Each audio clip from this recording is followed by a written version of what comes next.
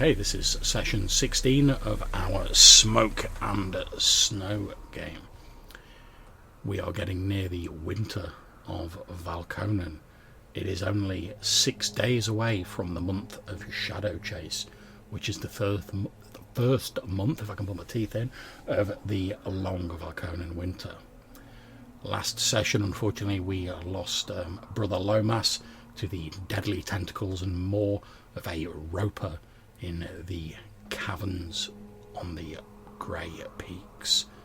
The rest of the party were able to escape, although not without injury, given that Weimar had to hack his own foot off with a flaming sword to escape, and they managed to make it back to the village of New Zealand, where they holed up for a while, at which point they were joined by an Ice Walker barbarian who had previously been part of a bandit group that they'd sort of made a rough alliance with McCord's bandits, and this barbarian Brock had sort of tired of sort of bandit life, and he came to join the group in New Zealand. The plan for the party, since they'd heard rumours of fantastical Mithril in the mountains to the north, was to head to the north and see what they could find there.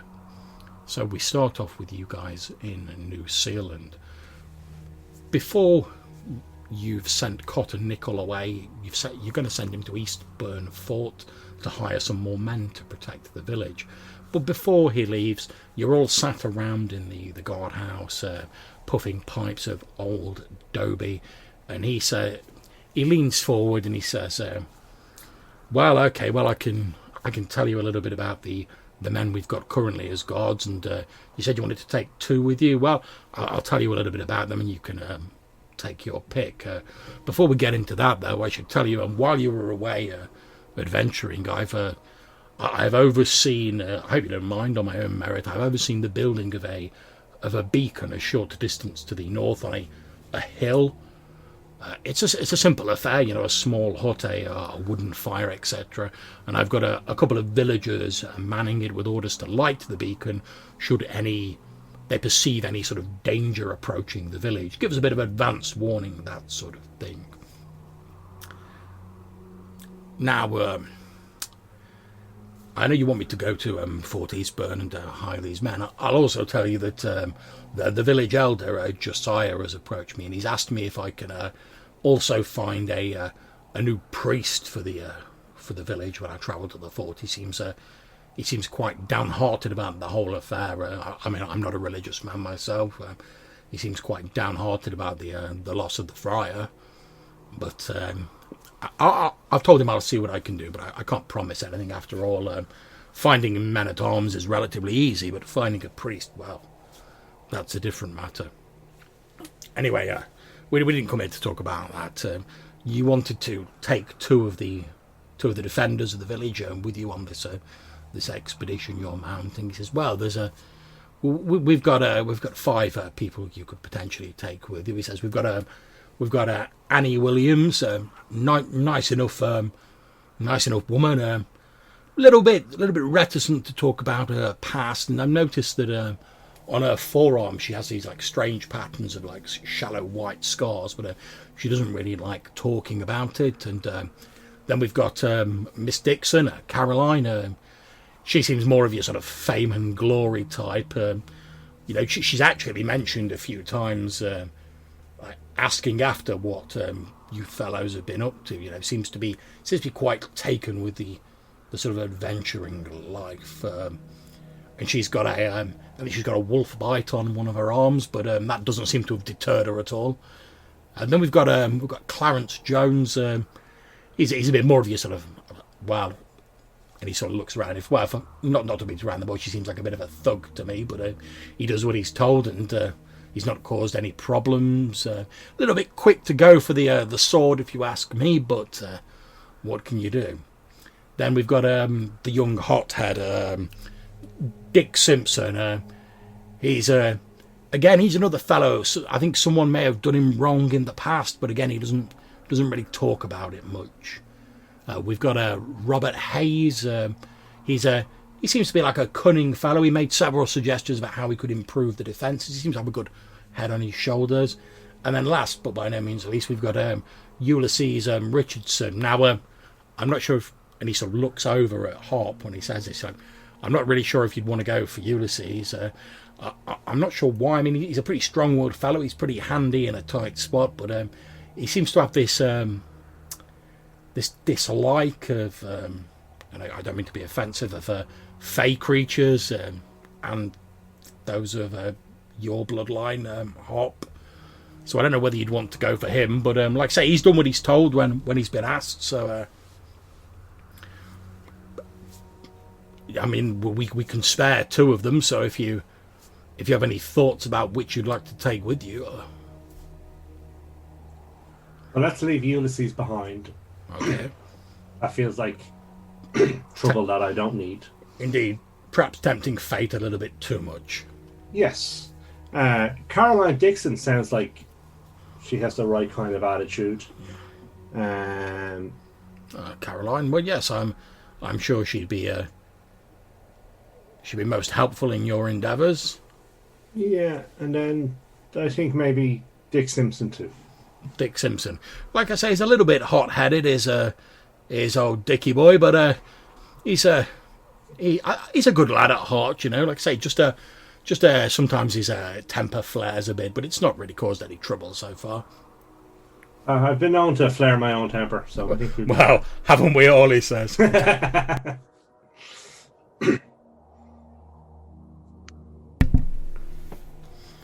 Okay, so I am just going to add these guys on to my sort of party overview. I've moved them into the sort of player party bit. I've not come up with individual graphics for all of the various people because there's loads of them. So yeah, so Leopold is just, or Captain Leopold is just, he's keeping quiet currently. He's still smarting about the lack of dwarfs, but he's quite impressed by these doughty females that are rocking up. He thinks that's maybe there is some hope for these humans. Is that the Blue Rinse Brigade that you encountered last? No, they're over the hill, and the less said about them, the better. Okay. Yes, I will. I need to consider what I'm going to do about them. Perhaps I'll turn on the charms and turn them to my cause. Win over their hearts. Perhaps I need to bribe them with some Werther's original annual flowers in their borders or something like that, or some chocolates or some cakes. Who knows? It's not the strangest thing I've heard. No. Tell you what, you can tell we've got too many NPCs. It takes me ages to find them on this list. Perhaps what I might actually do is just spend a little bit of time listening to their tales of old, and they might appreciate that. Maybe you could chip in a few of your own. I mean, yes, if there's anything dwarves like, it's a tale of old. Yeah, well, it does pain me to be at odds with the ancestors. You know, these old girls, they're virtually ancestors at this point. Not my ancestors, but you know, they're somebody's ancestors, or will be. Yeah, or everybody's someone's ancestor. At some point, we all become ancestors. So I should probably pay them some respect, despite their lack of respect in my direction.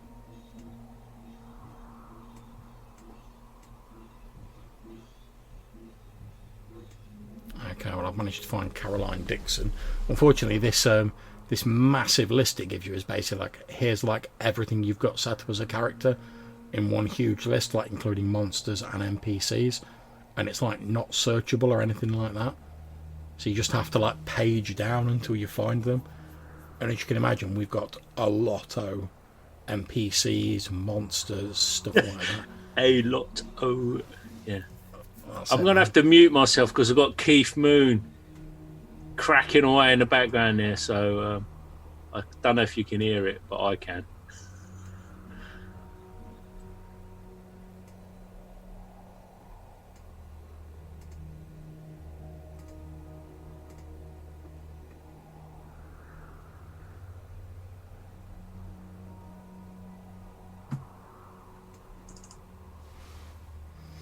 Right, okay, so is there anything else you guys want to discuss with Cot and Nickel before you head out?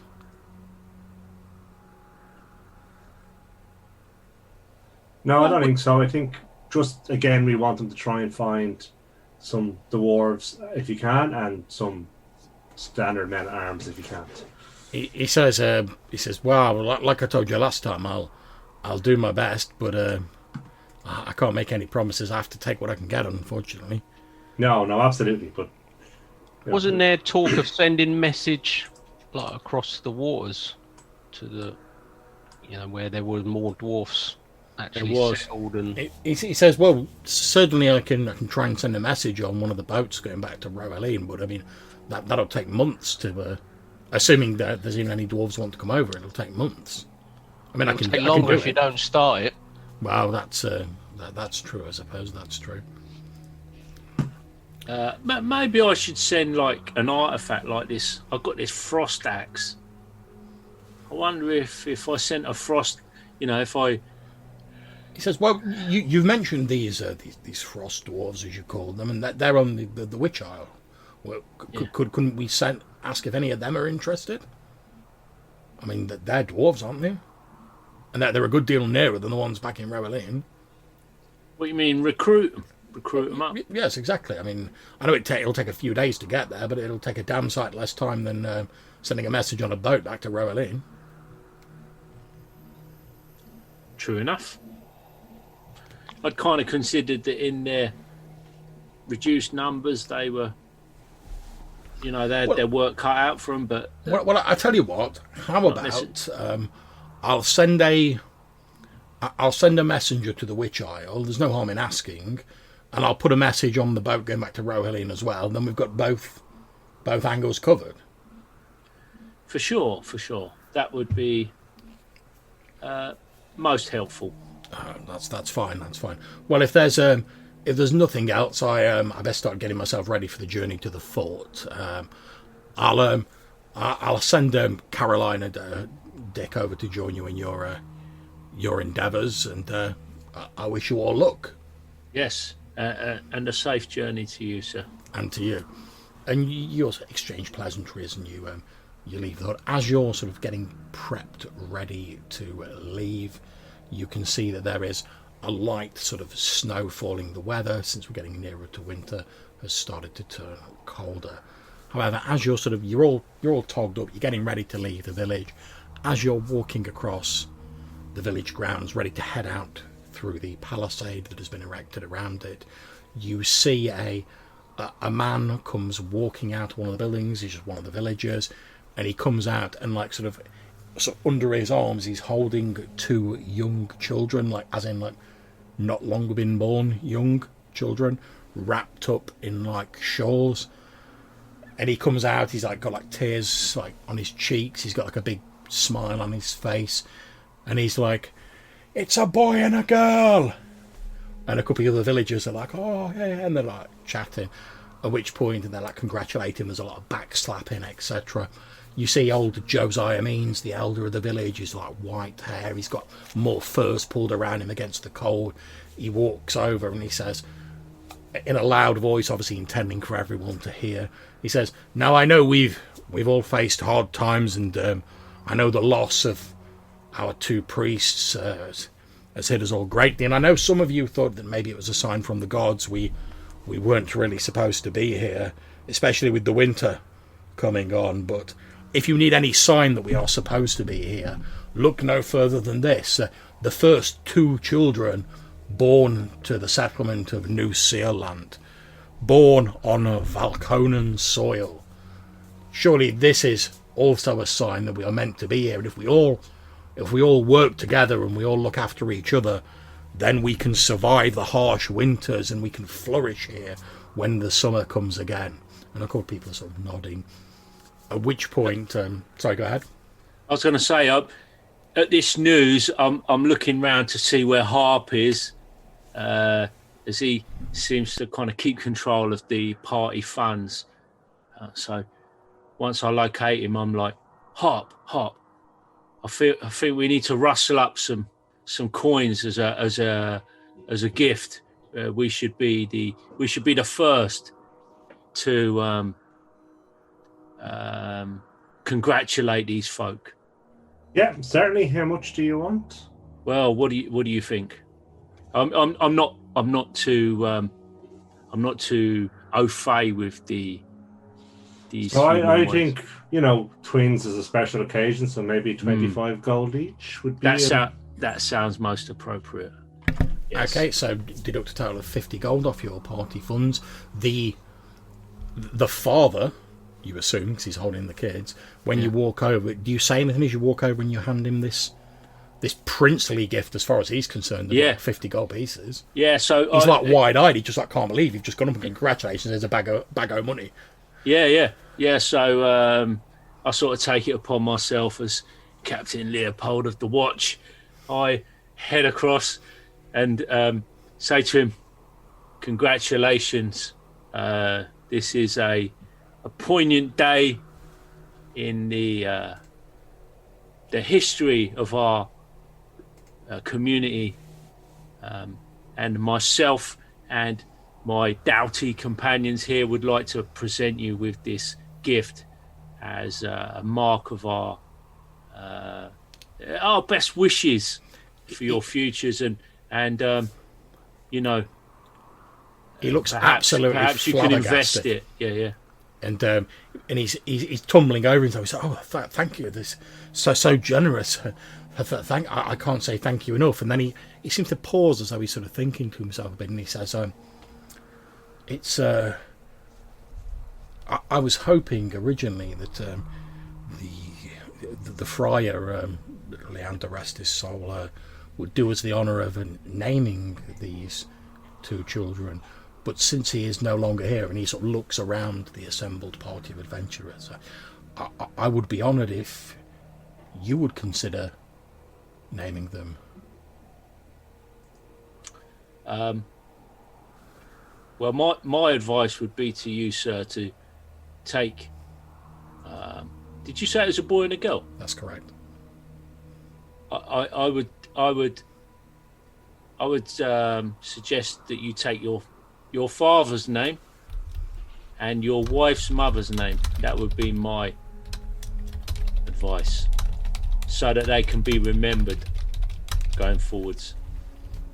He says, that is a tremendous idea. After all, unfortunately, they're no longer with us. It would be nice to think that even if in name only that they were still with us in some part, since they'd gone to be with Leander some years before we left Rowellina. Thank you. I will. And again, and he's sort of tumbling over himself. He's so grateful. And again, thank you for this magnificent gift. I truly don't know how to thank you enough. I put my hand on his shoulder, say, "You're more than welcome. And if we can be of any assistance in the future, you need only ask." Thank you. And obviously, after a while, because it's cold, the children start crying, and he makes his excuses, and he heads over to one of the sort of group houses that form the buildings, and you hear like the sort of the sound of the children crying gets muted as like the doors shut on the building, and you hear like some shocked exclamations from inside as he's no doubt gone to his wife and gone like, "These guys just giving us like 50 gold pieces," and like there's a bit of a sort of like excited discussion as this is probably more gold than they've ever like seen in their lives or even dreamed of.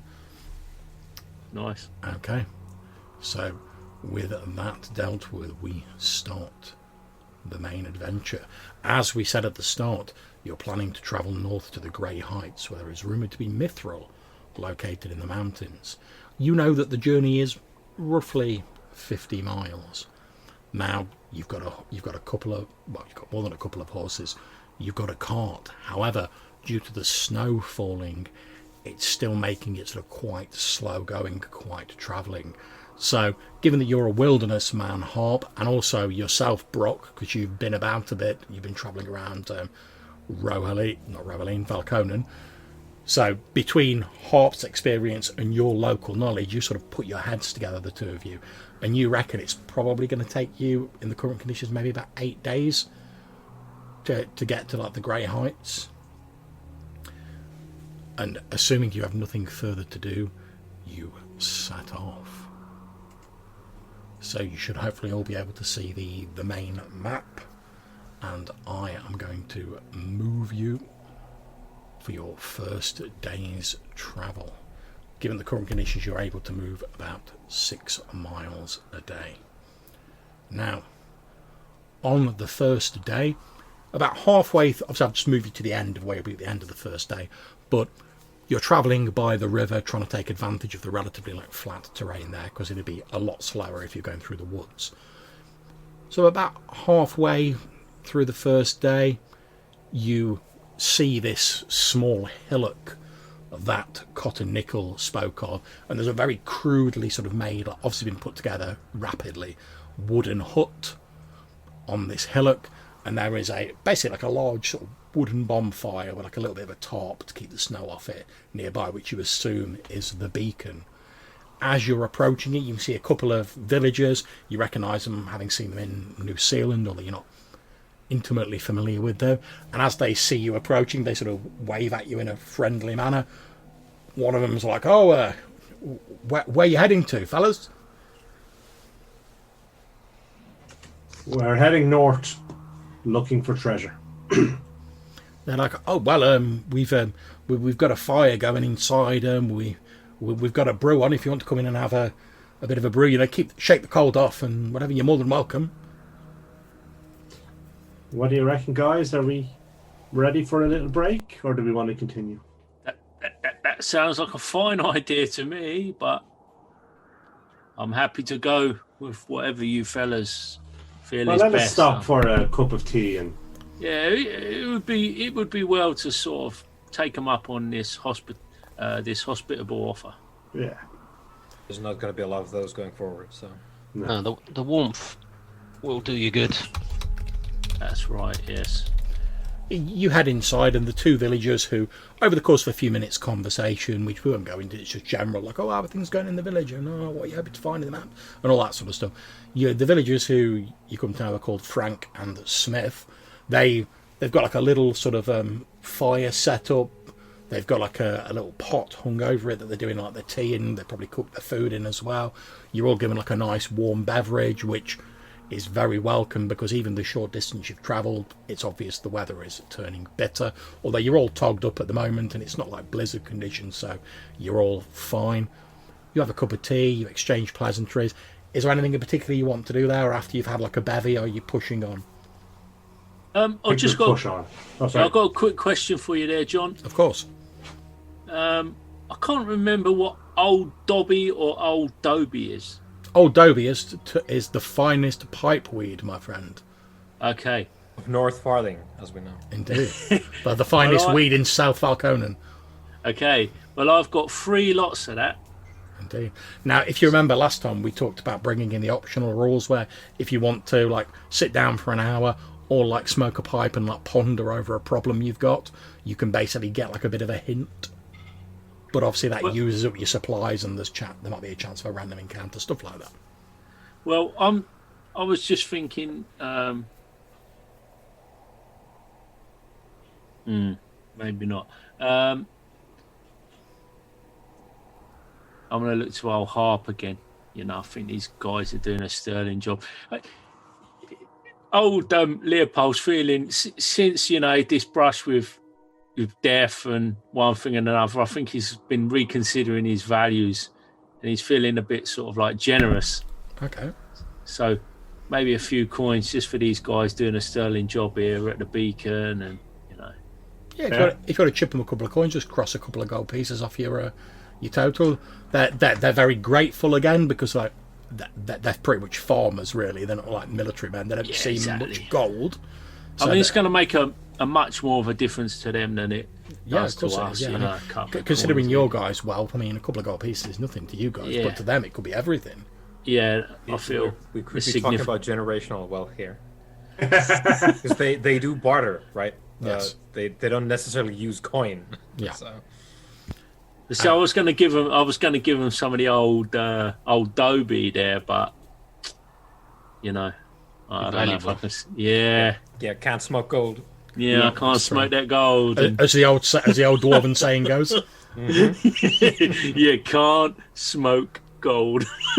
Okay, so after exchanging pleasantries, getting a warming drink inside you, you leave the small hut and the beacon, which is marked by the little fire icon on the map, and you continue on your way. As you're about to head down the hill and continue following the river, with your keen elven eyes, Malcolm, just sort of like maybe like a few miles across the river on the other side, you can see what looks to be on the very edge of the forest, sort of here where I'm pinging at the moment. You can see what appears to be a small sort of encampment, it's like a big tent sort of set up just on the very outskirts of the forest. We see anyone in it? You can see like a couple of people sort of milling around, but through like the snow and the distance, you can't really make out any details. But you can definitely see like at least a couple of people sort of moving around. Okay, and are we very far north of the bridge? Yeah, you're pretty far north. Yeah. Okay. I don't recognise this as anything to do with McCord's group, do I? It doesn't look like the sort of because obviously when they left the fort, sort of pretty sharpish when they were banished, they pretty much had to make do with what supplies they could take. It doesn't look like the sort of like ramshackle tent you'd expect McCord's bandits to be using. It looks like it looks like it's seen some use, but it looks to be like fairly well maintained. It doesn't look like it's just been robbed off the back of a merchant's caravan. So you're like, it's probably, I can't say for definite, but it's probably not McCord's people.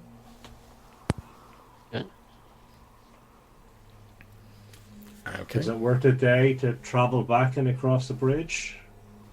All I would say is they're quite close to New Zealand.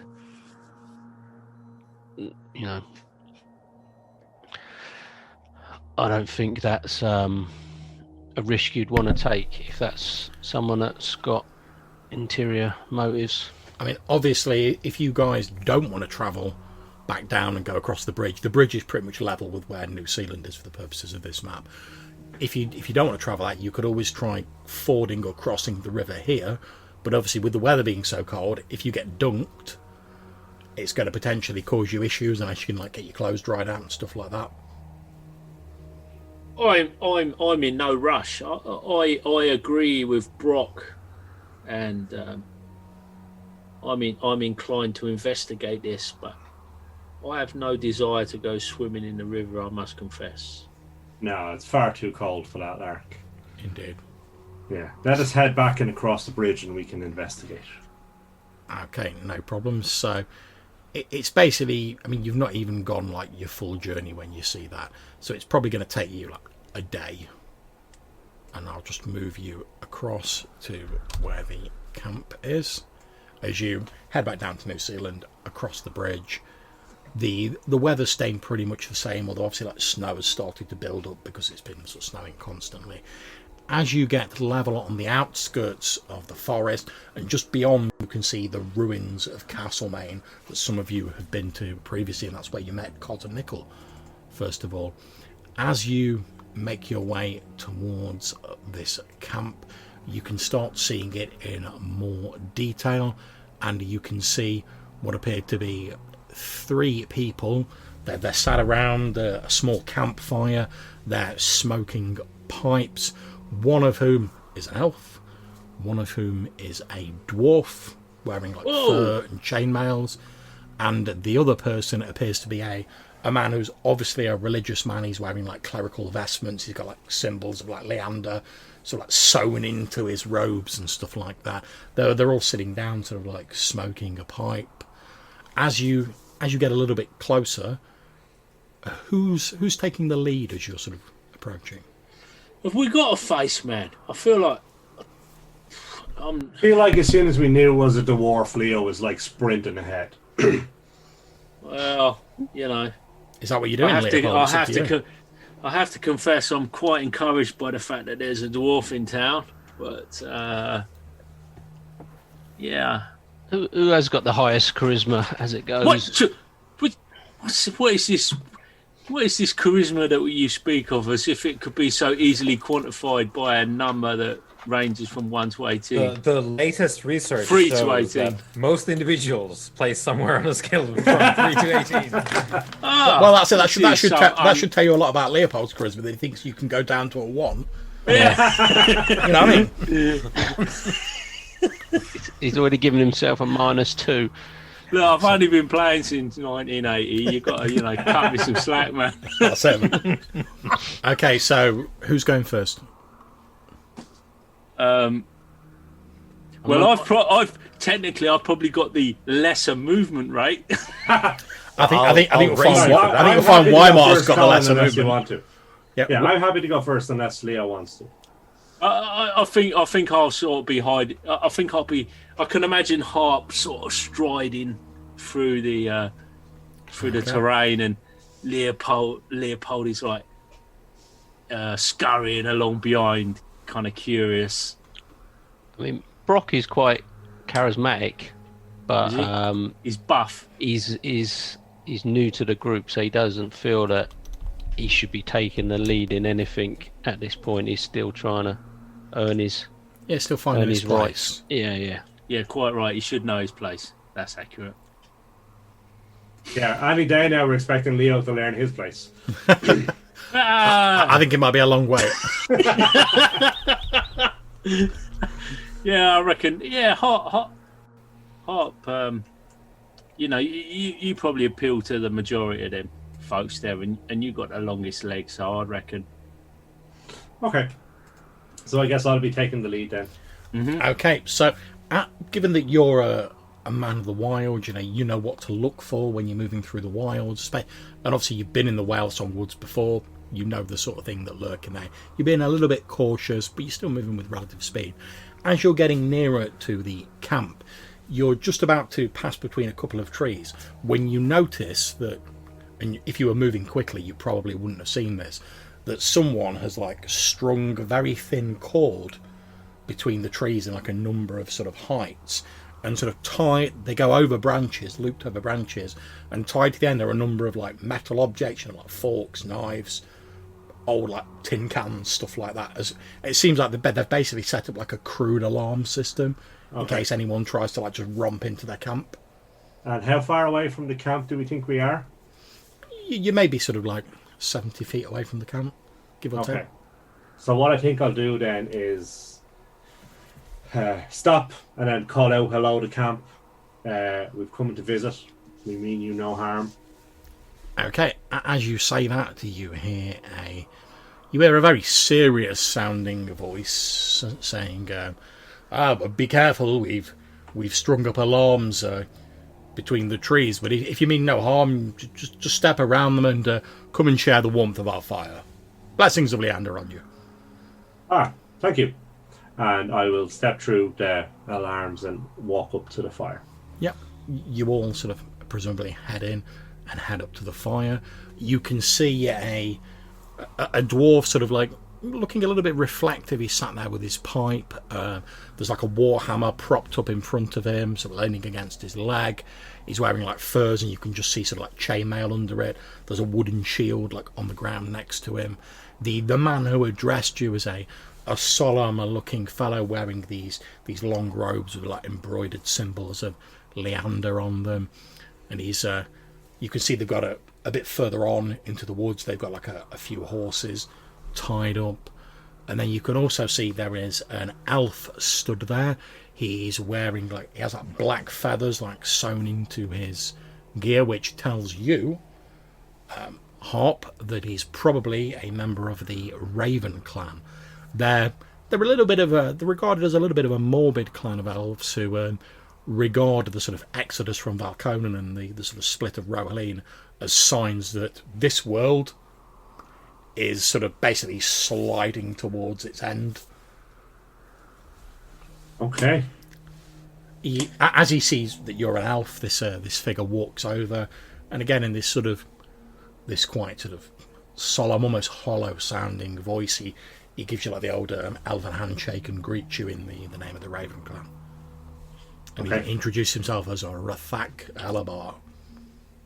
And he then switches to common so that the rest of you can understand, and he gestures around and he says, the fellow with the beard there by the fire is Durg in a hard coat. The dwarf just like raises his pipe and gives you an up nod. And he says, and this is our leader, and he gestures at the cleric and says, this is Hiram McDaniel. At which point the clerical figure nods, and again he says, and the blessings of Leander on you all this day. Indeed. He says, please come and share the warmth of the fire, such as it is, although I don't know how much longer it'll last. The wind seems to be getting up a little. It does. So I'll sit down somewhere near the elf and introduce us, and then explain that we've come from New Zealand. We are out adventurers looking to forge our way to make New Zealand great, and I guess ask why you're here and what you're looking for or travelling towards. Hiram, the cleric, again in this quite sort of sombre tones, says, well, I've been travelling with my companions here for quite some time, and it is my belief that the word of Leander needs to be brought to these heathen shores. And we have travelled across here on a great ship, our company, whom we call the White Blades. We are travelling to the various settlements in so much as we can, preaching the good word of Leander. Well, Hiram. Yes. In New Zealand, are you looking to settle down, or are you on the move? Because he says, well, I am not currently looking to settle down, as you say. There is much work to be done on these heathen shores. There are many people who have let their worship of Leander lapse, travelling to this newly recovered land, and I believe it is the task that Leander has set before me to preach the word as I travel, so that people will not forget that even though we have moved and we have moved back to our old homeland, that Leander is still with us and still smiles down upon us.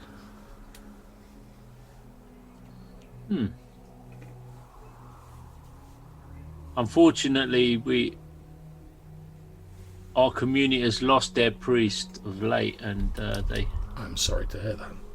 It sounds like. It sounds like you've got other ideas, other aspirations.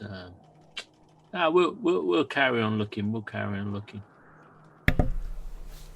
Well, I'm sure if the people of your village are good Leander following people, that and he sort of raises his hand up to the sky, I'm sure that he will provide. And as this conversation is going on between Leopold and Hiram, the rest of you are sort of looking around and taking in this adventuring group, the White Blades, and looking around, you can see that they are like tooled up. They're clearly not like, oh, we're like some scrubby like guys who are just setting out on a life of adventure. We've got like a wooden spear and a hand axe between us. They are like prepped. Do they have any recognizable livery or Indeed they do, or symbology? And if you look at the map, you will see I have updated the symbol, so it no longer shows a tent. It shows a shield which has two white swords crossed over, and then a golden cross of Leander in the centre of it. So there's some pretty big movers and shakers, are they? Is that recognisable then to anyone? I'll tell you what, anyone who wants to see if they recognise them, make me a D6 roll and tell me what you get. I mean, they're from overseas, though, aren't they? I've got 1. Okay. I got 5. Okay. I'm not rolling. I'm not impressed by that celebrity status. No, if they're overseas, I think there's absolutely no chance of me That's fair. knowing of them. So,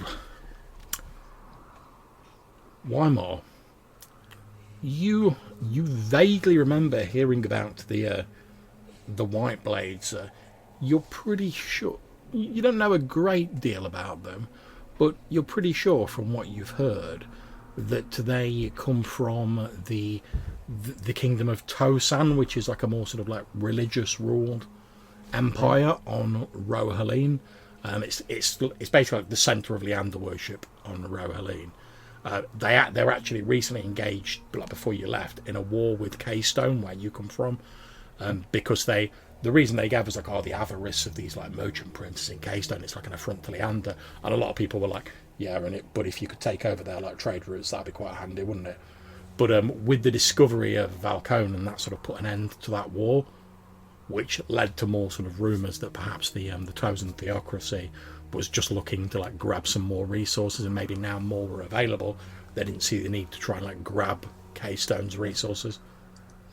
But you remember hearing like that perhaps you think maybe they perhaps fought in the war, but you don't really know any details. You know that they are supposed to have been around for like quite a while.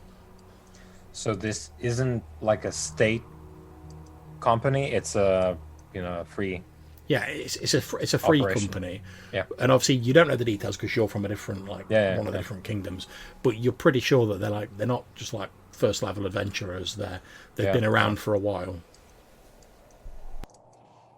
How many horses are there? Can we see? 3. Okay.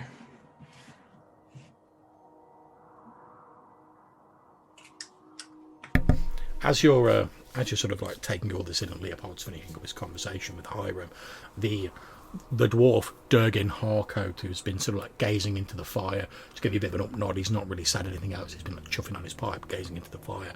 He looks over in your direction, and and in very sort of like clipped tones, he's like, "Not many of us about." You got that right. You got that right. I'm Leopold Stavish, and to whom do I have the pleasure of addressing?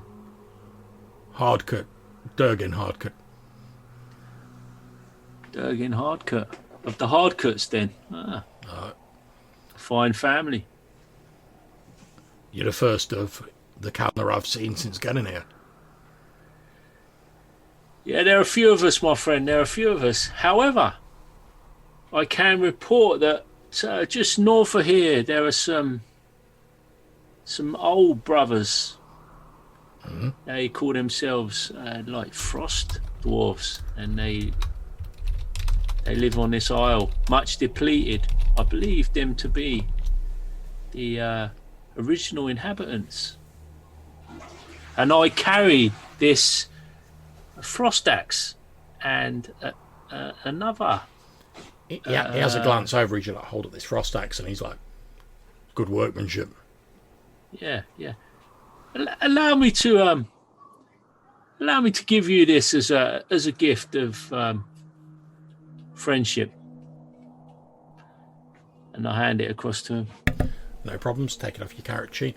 He nods, and he sort of like gives it like a couple of experimental swings, just like testing the weight of it. Probably like very gently like runs his thumb along the end of the blade to test it for sharpness, and he's like, It may, if you perhaps encounter them, you could say that Leopold passed this to you, and perhaps it would set you in good stead. I will. Okay, so as the conversation is going on, is there anything else you guys want to ask this group? Well, it'd be nice to know where they've been and what they've figured out. Okay, they basically tell you that they arrived here. They went first to the fort. They then travelled to the coast. They've been to like a couple of villages along the coast. So they've been to, I forget what the name is, the other village, to Deersun. Yeah, they've been to Deersun. They stopped there briefly, and they actually heard about New Seal Land from the people of Deersun, and their plan was to sort of like skirt the edge of the forest, travel across, travel to New Seal and preach the word of Leander there, and then continue along the coast, seeing if there's any other villages. But because of the weather, they thought it best to make camp within the bounds of the forest, you know, a bit of tree cover, and then like, when it comes to the morning, they're going to press on to New Zealand. I wonder if we should. Wonder if there's anything we could just like give them a note in case our guards give them a hard time or anything. I think if they turn up with a man of religion, Yeah. I think the elder of the settlement will probably openly allow them in with open arms. You know, that's probably true, yeah. Yeah. Okay. They obviously tell you you're welcome to like stay and share the fire for the evening if you want, or if you need to move. They're not going to be moving out until like first light the next morning, but if you need to move on, that's fine. They understand. They weren't expecting to meet anyone here. And what time is it, John? Is it getting late? It's just past noon. It's still fairly early. Okay. So we could probably move on and get at least back to the beacon by the end of today, could we? Oh yeah, easy, yeah. Okay, so then I think we'll move on. Okay, no problems. So I don't have to get upset with this cleric who won't stop talking about Leander. Yeah, and he does go on about Leander a lot. Yeah. Okay, so you guys, a bit of fun farewell to the White Blades. You head back down to the bridge, trek up to the beacon again. You see that Frank and Smith are still there. You know, they're like, oh, you're welcome to doss down here for the evenings. It's starting to get a bit dark by the time you get there. Yeah. They've basically got like some like beans and like stew on the pot. Yeah, stick the kettle on, yeah. Yeah. Okay, sounds like a good plan. You guys don't need to spend any rations for the day because they'll quite happily like ladle you out a bit of theirs, so that's grand. And you settle down for the evening. The next morning, you bid farewell to Frank and Smith, and you resume your journey, heading north.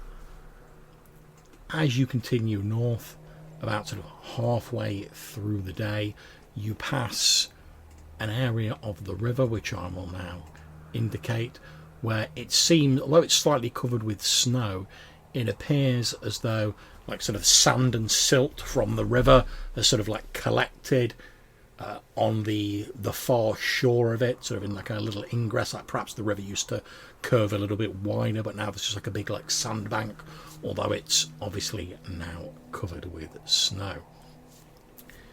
You continue moving through the day. However, just as you're about to settle down for the evening, obviously you've got your teamsters with you, you know, they're non-combatants, so I've not added them to the party, but you've got them with you. They're like keeping track of the cart you're all riding on, keeping track of the animals, stuff like that. Or Charlie Lewis and Daniel Cooper. As you're moving along, suddenly the wagon drops down on one side, and it would appear that the wagon has become stuck in the mud and the slush, and it's like sank in almost to like the top of the right hand wheel on the wagon. Now you can obviously dig it out if you want, but that will take a lot of effort and would result in you gaining a level of exhaustion, and it would take pretty much all of you to do it because it's like a heavy old wagon. Hey, so I'm going to bust out my engineering know-how at this point, John. Okay. And I'm going to suggest we rustle up a quick bit of craneage in the form of knocking down a couple of trees and making a little tripod that we can use to apply some mechanical advantage. Yeah, so I think that's absolutely fine. So whereas it would have normally taken all of you like manhandling it out, and it would have like exhausted you all, with Leopold's engineering knowledge, okay, yeah, it takes you a bit of time to chop down the trees and stuff like that, but they're quite thin, they're pine trees, it's not really a problem. And again, it still takes a little bit of time, but because this sort of improvised like winch / crane that Leopold has told you how to set up is like taking most of the strain, although you guys feel a bit tired, you're not like thoroughly exhausted, so you don't actually gain any exhaustion levels. Nice. There you go. Bit of dwarven ingenuity there for you fellas. Stick that in your textbook. And Brock will be trying to show his usefulness, putting a bit of extra muscle behind it. You know, he'll try and take the brunt of the heavy lifting sort of thing. Yeah, and indeed, I feel like he'd have been in there chopping down the old trees there as well. Yeah, you certainly know without the bulging muscles of Brock Montaigne, it would have taken you a lot longer to chop down the trees. And also because obviously you still have to like pull on the ropes and everything. Although the effort's lessened, you see Brock sort of like bracing himself and his muscles bulging as he's like pulling these ropes. And you're pretty sure that without his sturdy aid, you'd have got it done, but it would have taken you a lot longer to do. So it's definitely been useful having like this sort of muscly man mountain around to like take some of the brunt of the lifting. Busting out that 80s Eye of the Tiger soundtrack at that point. That's it. In fact, you sure as you like listen, you just sort of listen over the wind as he's putting his rope, you can hear like, and we have a little bit of a montage as the Snow whips his hair around like the gleaming muscles of Brock Montaigne as he's pulling these ropes. That's it. Rising up. Indeed.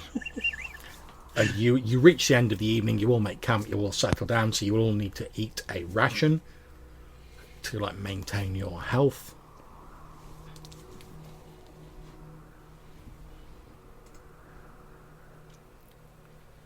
And unfortunately, when you awake the next morning, the weather appears to have worsened. The snow is falling much heavier, and the wind is much more biting. We're getting to the sort of point where it's almost a blizzard now falling. The temperature outside has dropped to perilous levels. You know that like if you weren't togged up, I mean you're still feeling the cold despite all of your winter gear. You know that like if you were a person who like was unprotected by heavy furs and winter gear could easily freeze to death in this weather. That's how cold it is. And it's also going to make it a bit more difficult to like spot things in the distance because of the heavy snow falling down. And it's also, however, on the upside, if you're trying to be stealthy, that's going to be a bit easier. The ground is thickly covered in snow, making it quite difficult to travel through. But, presumably, unless you say otherwise, you push on.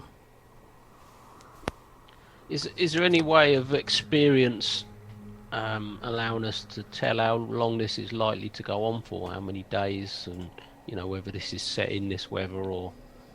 You know that most sort of blizzards like this, because we're not, you know, like they can last for like a long old time when it's like the depths of winter. However, we're still just heading into winter now.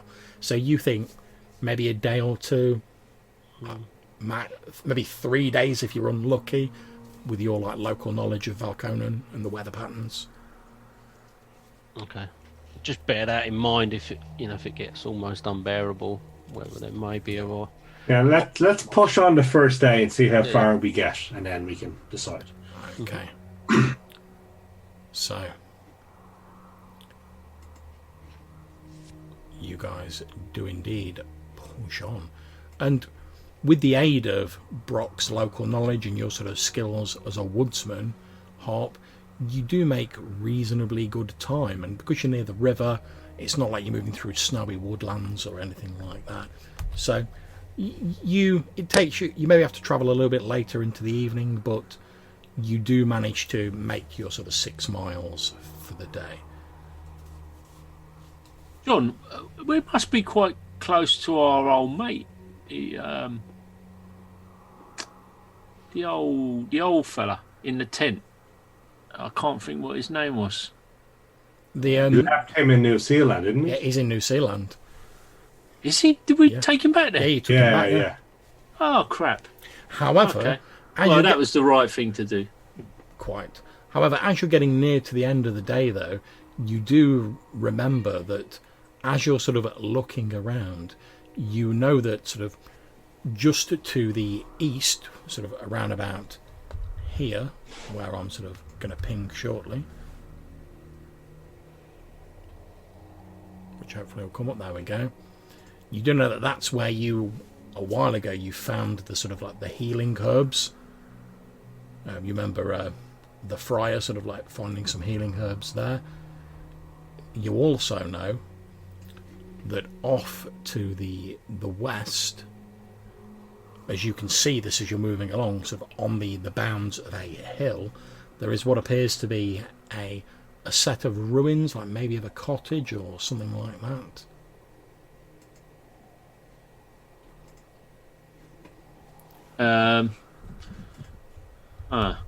Yeah. It might pay us to try and explore that on the way by. It is on the other side of the river.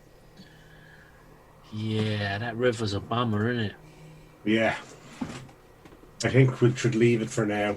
In this Yeah, blizzard, you we might don't be want to get wet. Yeah, you might be right. You might be right, Mr. Harp. Okay. No Have we come problems. across anywhere where the river might actually have a natural ford where it gets like ankle deep? Not as yet, no. Okay. I guess we'd probably be looking out for something like that we would mark on our map to know how we can get. No problem at all. Okay, so you make camp in the bounds of some trees. The night passes fairly uneventfully. You all need to eat a ration again, obviously because a day has passed.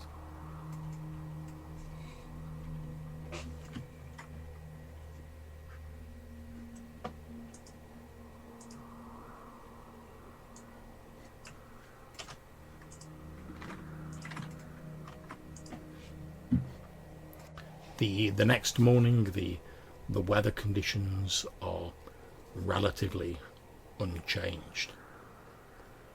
Everything appears much as it was before, except the snow is now deeper. The wind still whistles through the nearby trees, although you've got a little bit of shelter thanks to them. The snow is piling up high outside. The temperature is still perilously low. As you're sort of getting ready to set up, you're packing up your camp and stuff like that.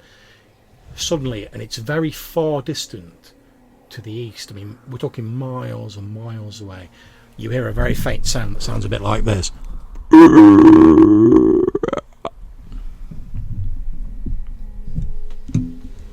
But it appears to be coming from very far distant.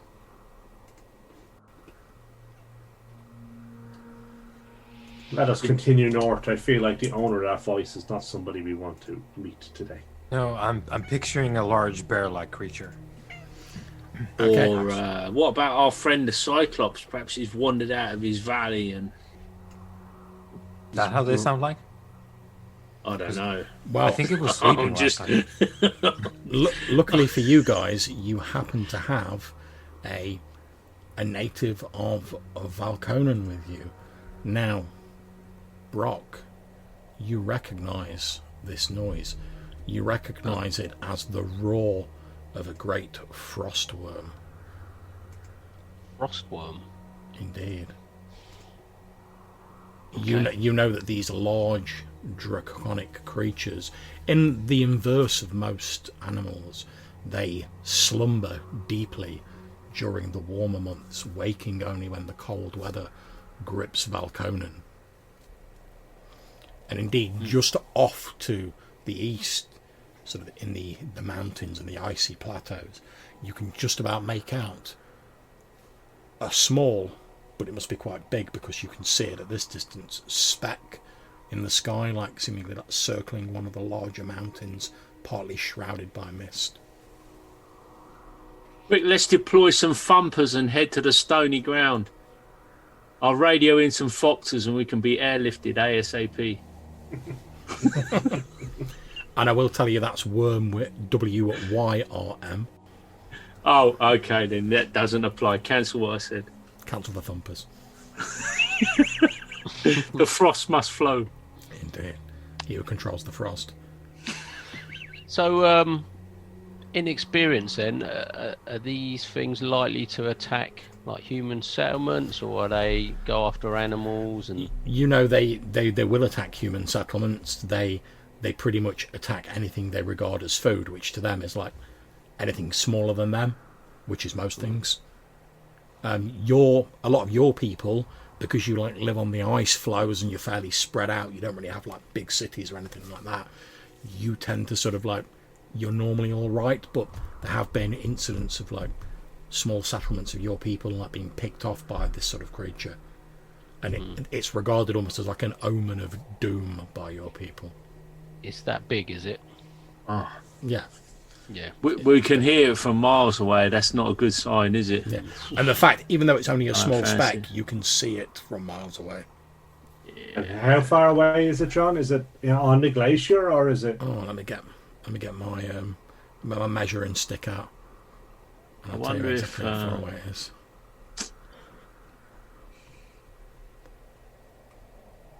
Obviously now I've just got to wait for my computer to allow me to How zoom. how do these things zero in on creatures? Is there a way we could mask our presence, Mr. Brock?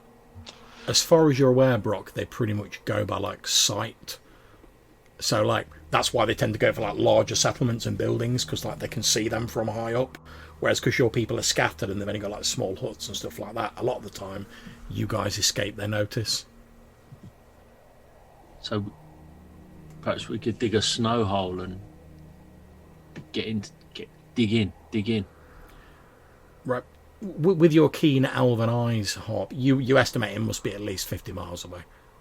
Okay, right, Jesus Christ. Bloody hell. And what sort of I think distance would you expect it to cover? You know, in a day. You know there's rumours of it like moving as fast as the winter winds, but there's no sort of ice walkers who've like exactly measured how far it moves. No. Because they're basically, as far as your sort of like legends go, obviously it's couched in legend and superstition. As far as your people are concerned, they're like, by the time you've heard it and you've seen it, you're probably It's too already late. dead. Yeah. Well, let us head north and we can keep an eye on it. Okay. Yeah, No I mean, problems. that's a long way away for Yeah. little specks like us at the moment. Yeah, but if it heads at the speed of the winter wind, you know, that's going to be here pretty quick. Yeah, You but know, it's not like us mugs slogging along in the snow. This thing's like rattling along there. Yeah, but we can Like- keep an eye on it. If it's starting to get bigger, we'll know it's getting closer and we can scatter. Yeah, Mr. Hart. With respect, it's not me keeping an eye on this thing. It's it keeping an eye on my dwarven self. Is what's concerning me. I feel you're probably the safest amongst us as I look down at your vertically What are challenged you trying to self. say? What are you trying to say? Because I'm probably the one that can dig myself a hole the quickest and secrete myself within the snowy surrounds. Well, your hole would certainly be smaller than anyone else's. Yeah. I I don't can think think of a hole that I'm going to shove my fist in shortly.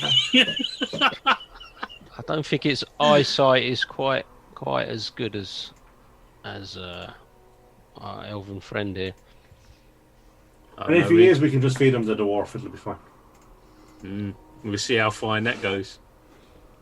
Yeah, if it comes to that, unfortunately, it would have all of us as a Well, it's your funeral. That's all I'm saying.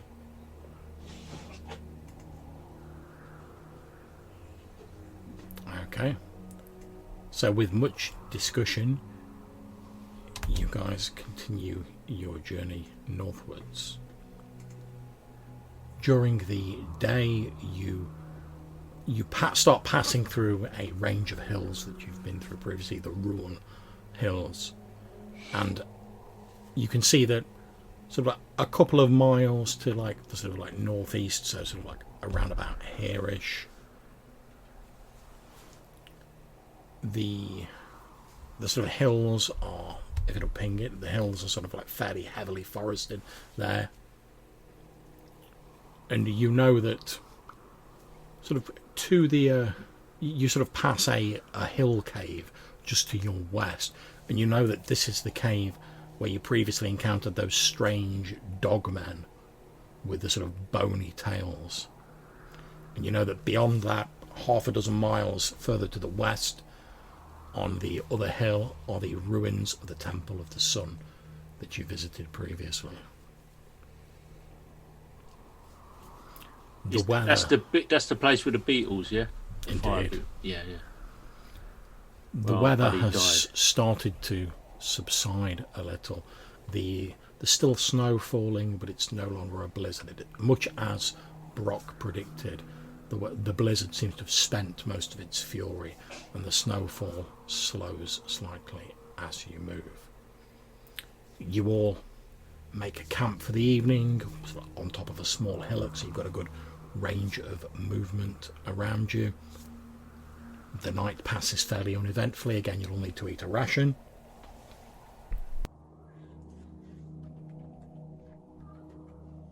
At the end of the day, John, what's the update from the worm? Sort of sound wise, is it got any closer or? Well, I think now's probably a good time to find out, to be honest. So, what I'm going to ask you to do, Brock, is can you please roll me a d6 and let me know what you get? A 6. A 6. Okay. So, as you're sort of on the lookout for this thing, because you've heard its loud roar, and obviously you, especially given your people's sort of history with it, you're wary of it. I think it's fairly safe to say. Mm-hmm.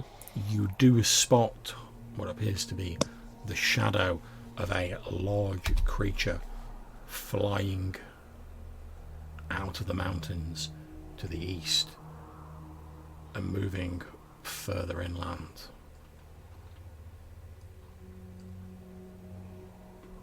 And you should be able to see it on the map.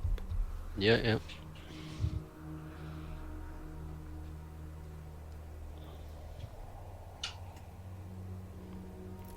Now, bear in mind, it's still like miles and miles away from you guys. I mean, we're talking like, it's at least like 15 plus miles away from you guys. But it's big. It's very big. And it's this large, sort of bluey white, draconic looking creature, which as it flies, you can hear the distant like of its wings as it occasionally flaps them, but most of the time it is fairly silent as it glides on the cold air away from the glaciers. As you're watching sort of later on in the day, just as you guys are sort of settling into your camp, you see the creature appears to sort of fold its wings and it dips down below the tree line into the hills, and as you watch you see it emerge back, climbing up into the sky with great flaps of its membranous wings, and clutched in its rear sort of claws is one of the giant sheep that you encountered in the forest previously, some of you, and it sort of swoops up into the air and disappears into the clouds carrying this giant sheep with it. Okay. Were those sheep horse size? Yeah, Okay. they were massive. They were like the Cyclops' giant sheep. Yeah. And indeed, against the sort of white of the background as it climbs up, you can see that this sheep has like the red splotch mark that you saw previously.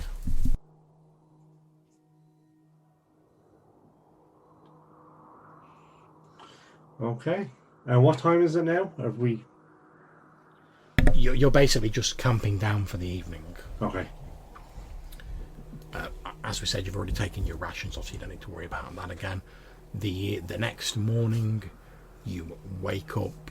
The snow is still falling, but throughout the day, it started to turn to rain.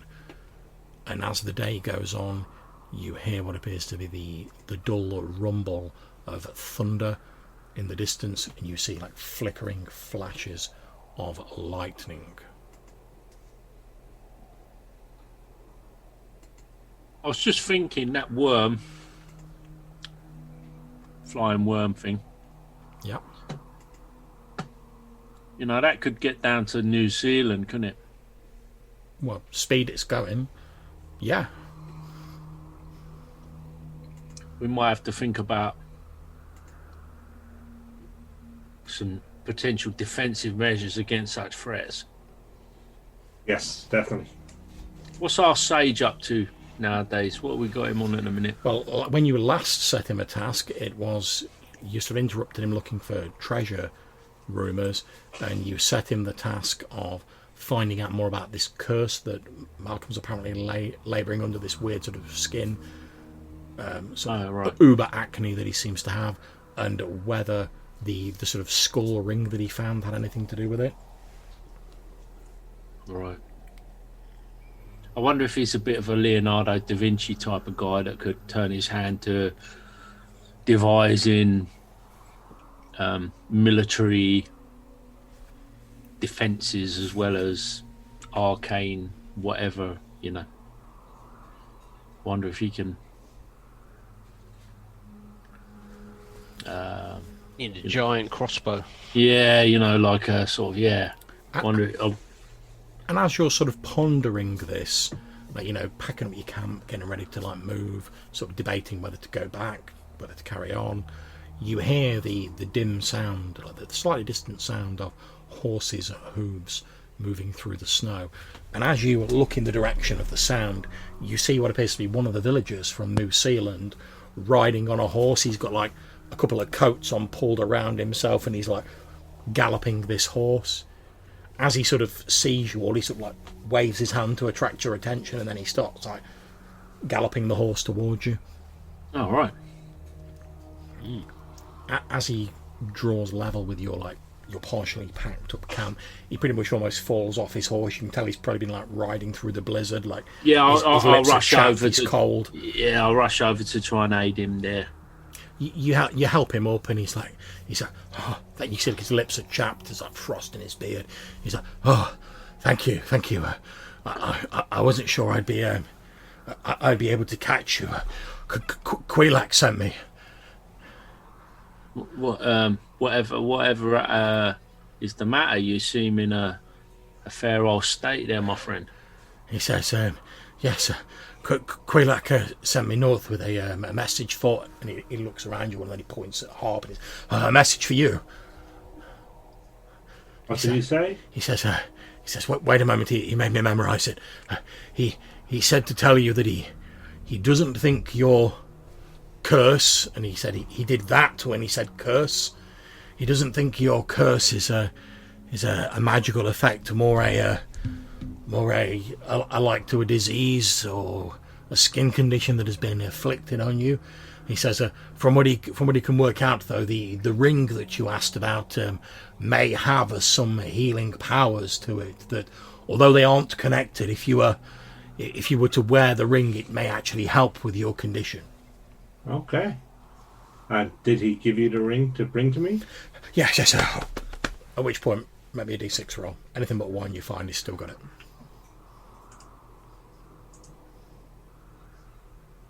Oh, okay.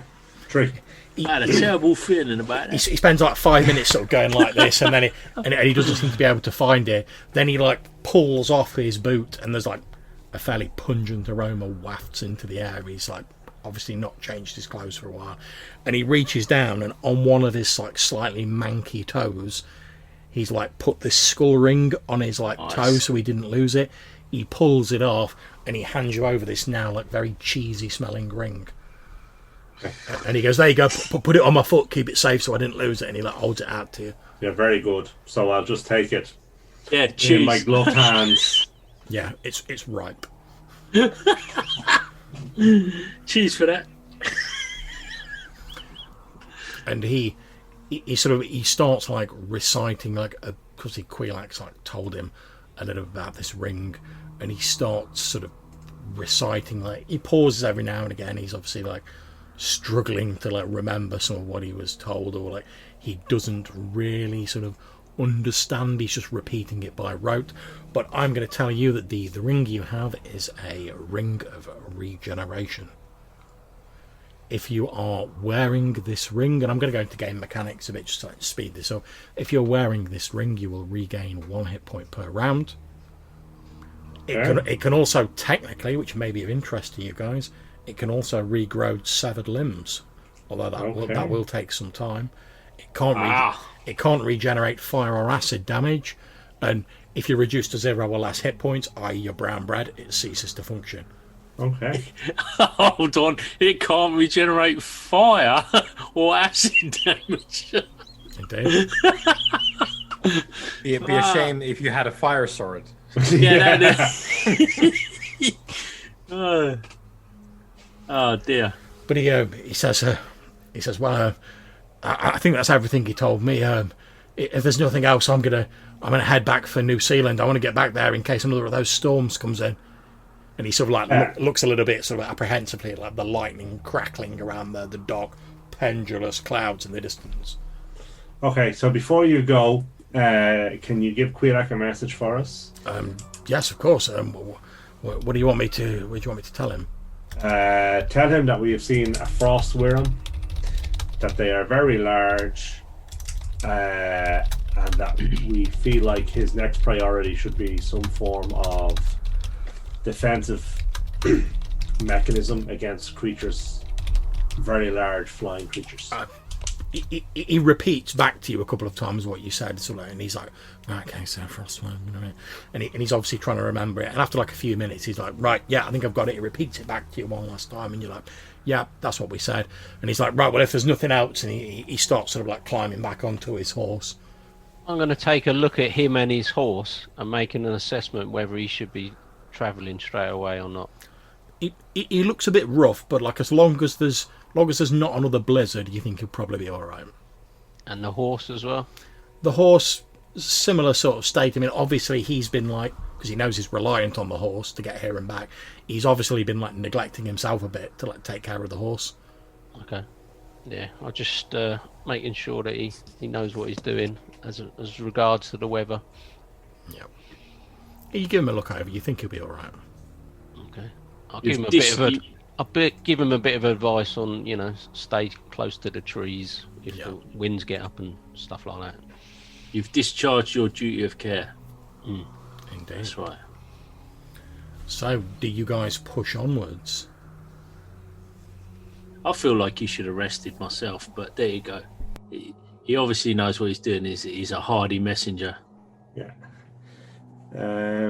So I will put on the Ring of Regeneration, see if I can cure this disease, and then I think we should push on. Okay, Yes. so it doesn't like insta cure it, but as you sort of put it on, you do start feeling. Obviously, it itches like mad because, like I say, it's like uber acne effectively. As you put it on, you do notice like the itching is like lessened to a more comfortable level. Okay. And I would tell you now that when you awake next morning, your acne will be gone, so you can remove the penalty for that now. Okay, perfect. Because it's just like a minor skin condition, so it can cure that like rapid. Obviously, like broken bones and stuff like that, it's a bit longer. Yeah. Perhaps we should get Weimar to try it on his leg. Well, let me cure my acne first, and then we can give it to Weimar. Well, in the morning, you'll be better. Okay, so you guys push onwards, travelling another 6 miles northwards. You're just starting to enter. I was just thinking, because we want Harp to look his best, never mind Weimar hobbling around on his...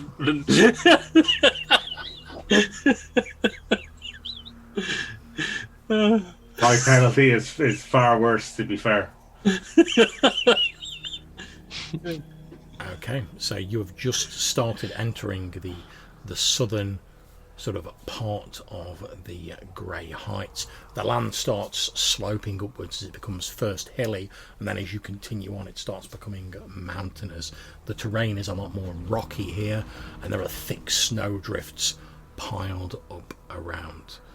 The rain is still coming down quite heavily, although the lightning seems to have spent itself, and it is now just an absolutely miserable or wet experience as you trudge on. Luckily, you've got like a tarp over the wagon, so you guys are pretty protected from it, but you can hear the sound of the rain battering down on this tarp as you continue towards the north. As you enter the Grey Heights, you're sort of looking around. At the end of the day, you're looking around for a place to camp, and you notice a few sort of odd, like browny, sort of grey, like streaks on the snow, sort of in patches as you're sort of heading through this area. And if we investigate them, what do we find? You head over to them, Hop, and you have a look at them, and you're pretty sure like what you're seeing streaked on the snow is bat guano. Okay. Oh, nice. And judging like by lots of little bats, or it's difficult to tell. I mean, there's a lot of guano, but judging from the streaks, it looks as though like whatever left this dung was sort of like heading to the sort of like the northeast. Okay. Perhaps it came from like the forested hills over to the northeast. You're not sure. Okay. Guano. Indeed. Just trying to think if there's any sort of like any useful purpose for that, but Well, I will tell you that you would know that like when bat guano is dried, I mean obviously this is like damp because it's in the snow. Yeah. But when it's dried, it's actually really useful as like kindling, because Right. like once it's dried, it like lights very easily with like a flint and steel.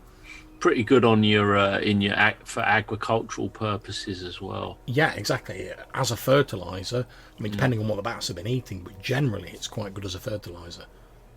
Mm.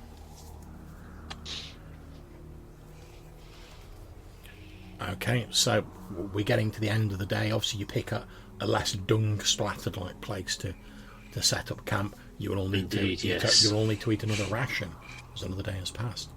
Yeah. And you all sit down and have a bit of a smoke, and you all take your various watches during the course of the evening. I also want to consider the next day's journey through the mountains with regards to the cart, and trying to think of a route that will be best suited for what we're trying to do. Make me a D6 roll, bro. 5.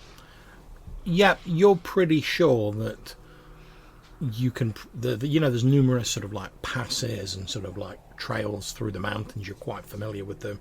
You're pretty sure you can make good time moving through the mountains thanks to your knowledge of them. Okay. Whereas that if you were just trying to, obviously we're moving in a straight line on the map, but if you were literally moving in a straight line, like it'd take you ages. But you're able, as you sort of start moving again and you head off in the morning, Brock is able to like direct you through like slightly less impassable areas, saving you a good deal of time, although the going's still quite slow. And the next morning, as you move again, travelling deeper into the Grey Heights, again you pass numerous areas that are speckled with this bat dung.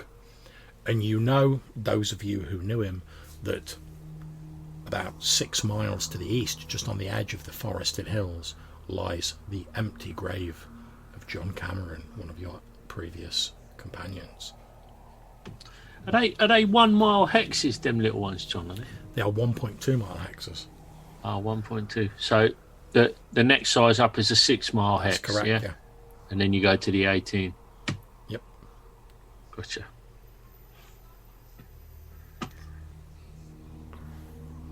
Okay, so as you guys are sort of travelling through the Grey Heights, making good time thanks to the expertise of Brock Montaigne, is there anything you guys particularly want to do as you're travelling? or are you just like head down, eyes on the prize? Certainly keeping an eye out for any sort of signs of any flying creatures, bats or worms or anything else that would catch us off guard in the bad weather. Okay. No I'll problem. just spare a thought for me old young and somewhat impetuous companion who fell at the Battle of the Beatles. Indeed. I tried to tell him not to rush in, but Yeah, because Leopold's well known for his cautious nature. there's one thing rushing in when you're a grizzled dwarf, but when you're but a youngster, you need to be careful. Still, he paid the ultimate price, unfortunately, and he was snuffed out in his prime. Very true, very true. Okay, so you make camp for the evening. Luckily, thanks to Brock and, again, Harp sort of putting their heads together, because his local knowledge and your sort of general wilderness knowledge complement each other very well, you're able to find like a sort of sheltered like crag that you can camp under. You check it out for animals, make sure there's nothing dangerous, but it provides you a good deal of shelter from the winds. And you settle down for the evening, obviously all taking your various watches, etc. I've got a couple of nicknames for you fellas. I'm going to call Brock Lewis and Harp Clark. Okay. Now, as you're sort of settling down for the evening, what's Weimar making of this journey thus far? Probably having a hell of a time going in the ever-increasing amount of snow, really. Indeed, to be honest, you're glad that like you guys can mostly sit on a cart and sort of rumble through it, because you like, especially with your wooden leg, if you were trying to like foot slog it through here, it'd be an absolute nightmare. Yeah, I was actually thinking like, what would be a way that we could have access to make it somehow not as terrible? And I was thinking maybe we have like a pelt of fur that he's just wrapped around the peg just to make it bulkier, so that it's not just a fucking pin that is pushing into the snow. Give it a little bit of bulk or something. But yeah, it's a lot of like moping around, I guess. Feeling like useless now, in a way, because of the weather conditions more than anything else, really. Because otherwise he's fine, but the weather is going to be a big problem, I think, as we go into the deep winter for him. So he's having a period of adjustment here. Indeed, and it's a fairly, obviously you've got a bit of shelter when you make camp, but it's a fairly miserable experience for all of you, because you've been travelling through snow for a number of days, so like the wet started to like soak into like your furs and stuff like that, and it's been hammering it down with rain for the past couple of days. So you're all stuck, although it's not sort of like, you're not cold to like the perilous points, you've got multiple layers and stuff like that. And obviously when you set up a camp for the evening and you get a fire going, you dry your sort of outer layers as best as you can, but it's still sort of a fairly wet and miserable slog. But as you sort of settle down for the evening, I'm going to ask Weimar, can you please roll me a d6? In fact, no, it'll be a d7, so you'll have to type that in, I'm afraid. The other thing is there, I will address Mr. Harp as to whether we should try Weimar out with this ring of regeneration. Yes, definitely. Okay, yep, so obviously you've got this ring of regeneration. I won't worry about adding it to your character sheet now, Weimar, but you're given this little sort of silver ring with like a little skull on it, which you've been told by the messenger from Quaylak is apparently a ring that can allow you to regenerate even grievous wounds given enough time. Although you have been told that it can't regenerate fire or acid damage. So, as you all settle down for the evening, you all take your various watches, you drift off to sleep. You'll all need to eat another ration. As you've all sort of drifted off to sleep, Leopold, in the middle of the night, you're woken up by someone like nudging you. Okay. I roll over. Who's nudging me? You sort of crack open one eye, and as you sort of peer around, you can see what appears to be Gordon Sinclair, your retainer, who's been accompanying you, and you know, like, it must be his watch because he's like wearing all his kit. He's like out and about, and he's like, Leopold. What? He's like, shh, shh, shh. He's like, I saw something moving, only very briefly, against the night sky. Something big. How big? He's like, that big? Maybe. Well, that ain't that big, is it? That's like about the size of a pumpkin. He says, yeah, well, if I saw a pumpkin flying as well, I'd wake you up. Fair enough. And as he's saying that, in the distance, you hear a faint sound.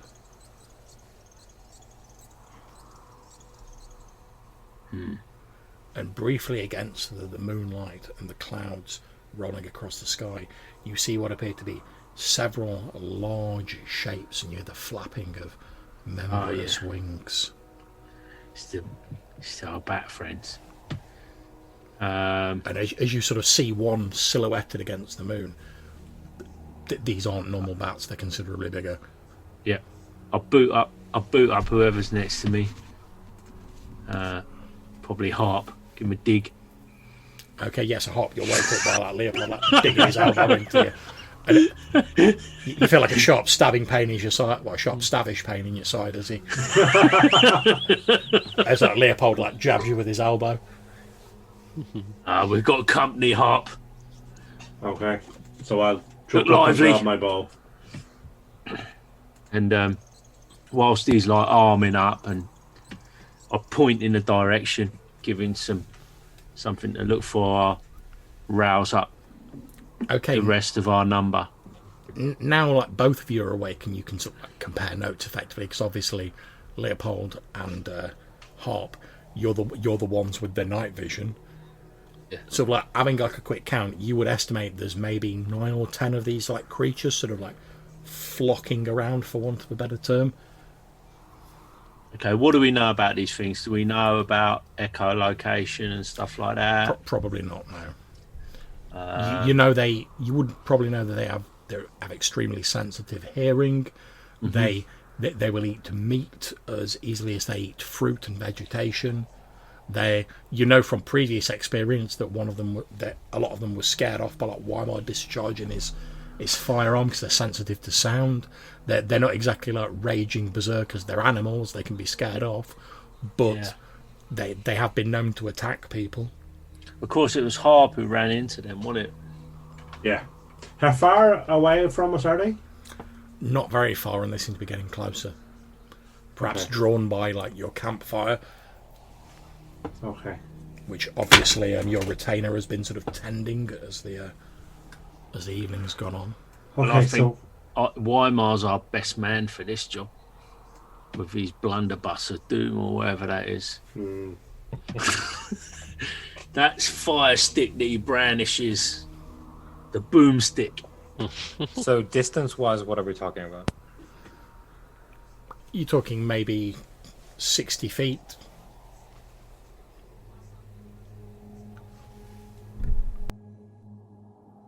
I'm not sure if it's mentioned anywhere how close they would have to be for I guess, people who can hear it. Yes, basically, yeah. So that is quite a large area of effect there. Yeah, particularly at the minute because you're like elevated and you're in these Yeah. echoey mountains. So. Yeah. So if I can have a sort of understanding of the general direction to cover the most, I'll set about firing the gun. Okay, now are you specifically firing at one of them, or are you just like trying to? Scare Well, I guess I'll try. I'll give it a good old keystone try. It's while I'm firing it, I guess. Okay, that's absolutely fine. So make an attack roll with your firearm. Here goes. Shit, I don't have the range rules here at hand, but let's see what this is. That's it doesn't matter because that was bad.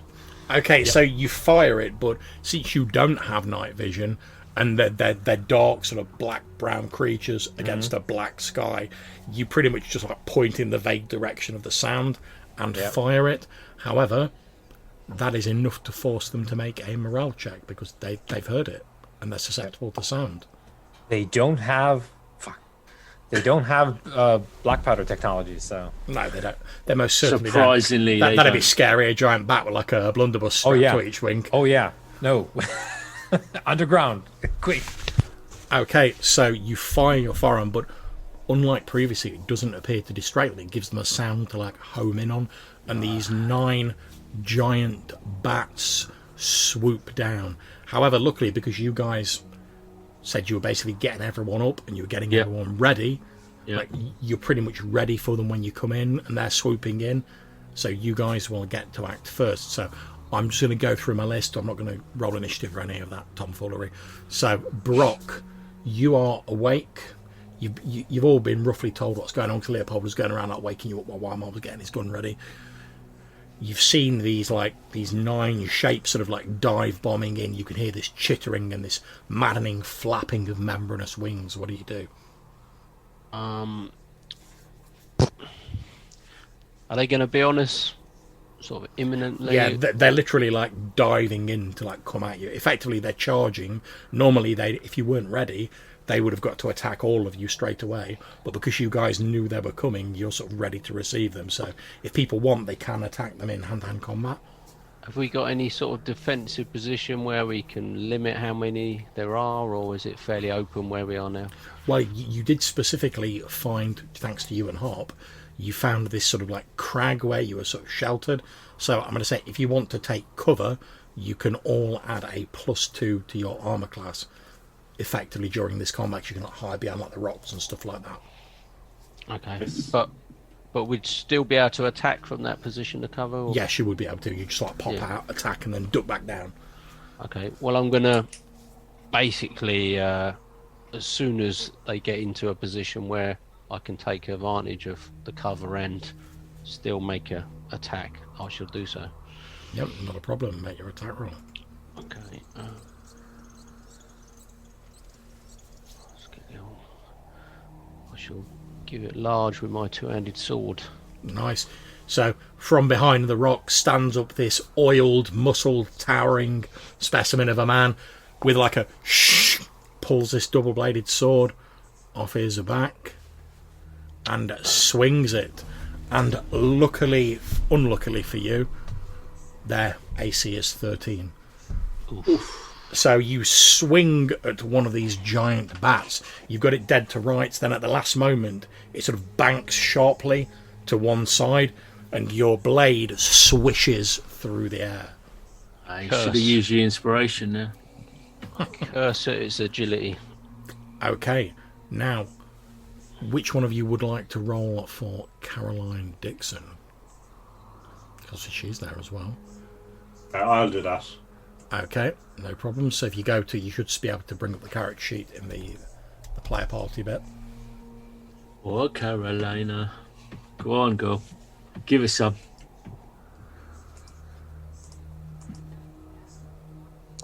Shall load, load up Dickie then. Oh, look at that. Okay, so as we said, Caroline is like eager to get into that adventuring lifestyle, and she obviously wants to like prove, you know, like she can be a good adventurer, but she gets a little bit overly enthusiastic. Yeah, and classic. She basically leaps out from cover, hoping to like do the dramatic like hero attack, swinging it. She's got like a wooden shield and a hand axe. She swings the shield and the hand axe towards this bat, like covering herself and swinging the axe. But this bat sort of just like banks away a little bit, and a swing, rather like Brock, her swing goes through midair. Then she suddenly looks around, realising that she's no longer in cover. Classic rookie mistake there, the impetuous rookie mistake. Indeed. I've seen it so many times before. Okay, who would like to roll for Dickie Simpson? I've got his character sheet here if you want me to. Yeah, Yeah, go for it. you- Likewise, go for it. he's got a hand axe and a shield. You can't do any worse than Carolina. No, but not much better either. Not much better either. Okay, so he swings his axe as well, but he's a little bit more. He's less out to impress you guys than Caroline is. So he sort of swings his axe, realizes like, oh, I've not got the reach to get this like bat, and he quickly ducks back down behind the rocks. So he's still got cover at least, and he's put his like shield up above his head to like cover himself. It's like when you trip in the street and pretend you were just like breaking into a jog. Going forward, we'll have Hop make the rolls for Caroline, and Brock make the rolls for Dick Simpson. So when I call out their names, you guys just roll or do what you will with them. Okay, so who's going to roll for Gordon Sinclair, your retainer, your actual retainer? Go on, I'm Weimar. happy to again. Oh, well, whatever. Okay, that's absolutely fine.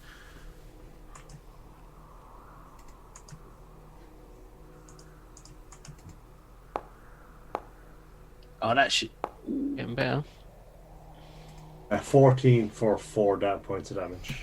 Okay, so being a little bit more practiced and a bit more used to being in dangerous situations than your two sort of men-at-arms hirelings, and obviously having seen someone like, without meaning to like go into it, the shit that you guys get into, he like doesn't step out of cover at all. He literally like pops out a little bit, pulls his longbow back. There's the twang of the bowstring, and an arrow zooms through the air, and it strikes one of these bats that lets out this high-pitched chittering noise. You see the arrow like punch through its membranous wing. It hasn't killed the creature, but he's definitely damaged it. Okay. There you go. That's how you do it. Okay, Leopold, show us how Good it's done. shot, Gordon. Mr. Sinclair, good job. And I will break out Misery's End and crack one of these creatures with it. Okay, Douche. make your attack roll. There you go. Okay, bad. you hurl Misery's End at literally as this creature banks away, the arrow going through its wing to try and get away from Sinclair. You sort of like pop out from the rocks next to him, hurl Misery's End. It spins through the air, striking this thing in its body and basically pulping it and carrying on through it as this bat pretty much explodes. And then Misery's End sort of loops around and returns to your waiting hand. Nice. There are now only 8 of the creatures remaining. Harp, it's over to you. You've seen Leopold and Sinclair working together have felled one of the great beasts. Okay, so what I want to do is jump out from behind my stone, Yep, grab Caroline Dixon and push her back into cover. that's fine. That'll be your movement action, so you can still make an attack. You're pretty much like, get down, and like pull her back behind. Okay, Cover. and then with my offhand, I will just swing my sword at the nearest bat. Go for it. And miss, I think. Yes, I miss. Indeed. Unfortunately, you're so preoccupied with like getting Caroline back behind cover, you just sort of like swing wildly and it doesn't manage to hit one of the creatures. However, we've still got the man, the legend, Weimar Lone Grove of the Wooden Leg. Apolock. So,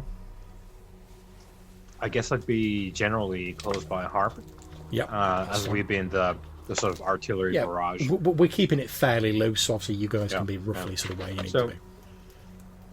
Tucks the pistol back in. I don't have the time to reload it. Stroke. And no, it's just out comes the sun sword. So have- the scene you're in is suddenly lit by this amber glow as he pulls out this sun sword. Flames lick around the blade, illuminating the scene and actually making it a lot easier to see the bats. So you will now all get a +2 to your attack rolls because you can now see them. And Weimar, in a voice that's not his own, goes, "Come at me, you furry devils!" I was like, Weimar says in a voice not his own, it's like, "You fool, this is my hour." Indeed. He goes in for the swing, sort of like because Harp is doing the like, get back into cover. So I'll be sort of supporting that. It's like coming in Yeah, after love the it. fact. It's like, yeah, like fending them off. And let's see how that goes. Sun Sword. Here we go. Come on, Praise Gale. Whoa. Okay, so you swing your sword. You only manage to catch one of the creatures, a glancing blow to its furry body, but there is a satisfying sort of sizzle as a few like splatters of blood from the creature fall on the flaming blade of the sun sword, and like tss, as the blood evaporates almost instantly. Okay, we then come to the creatures. There are 8 of them. So what I'm going to do is I'm basically going to just work my way down the line and have like 1 attack each person rather than roll like an absolute ruck ton of dice. So first of all, we're going to have 1 attacking Brock.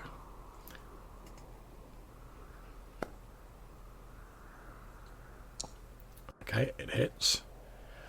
Okay, so you take 2 hit points of damage, Brock, as one of these creatures sort of zooms in, like bites a small chunk out of your shoulder, and then sort of flapping its wings sort of rises up away from you. Okay, so then we have 1 attacking Caroline Dixon. And also I'm taking into account you've got the +2. That has hit. That does 2 hit points of damage to Caroline Dixon. I'm relying on whoever's rolling for them to like track the hit points. Taken care of, yeah. So yeah, literally just as you're pulling down like Caroline Dixon into cover, Harp, one of these creatures like sort of zooming like claws at her back before the 2 of you are able to just like bat it away. Although you don't cause any damage, no pun intended. Okay, so the 1 attacking Dick Simpson.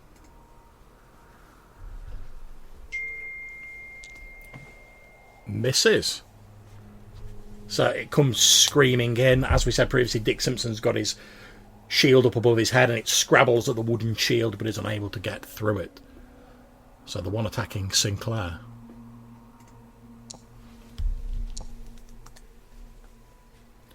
Again, also misses as it comes towards him.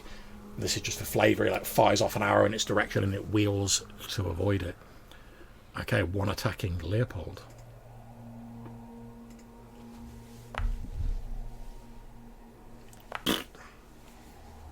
It gets nowhere near you.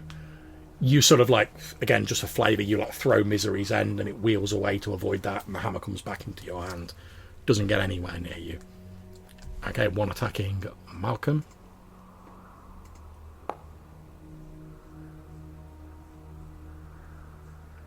Again, 1 comes towards you and you're able to fend it off, no problems. Okay, 1 coming for Weimar.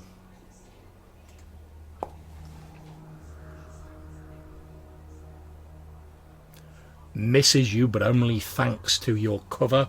So as it comes in, you duck behind the rocks and it has to like wheel away from you to avoid like smashing into this rocky outcropping. Now the two that are remaining, I'm going to do against your 2 hirelings, Caroline and Dick Simpson. So 1 against Caroline. Misses. Obviously you've managed to get her into cover, Harp. And the 1 against Dick Simpson.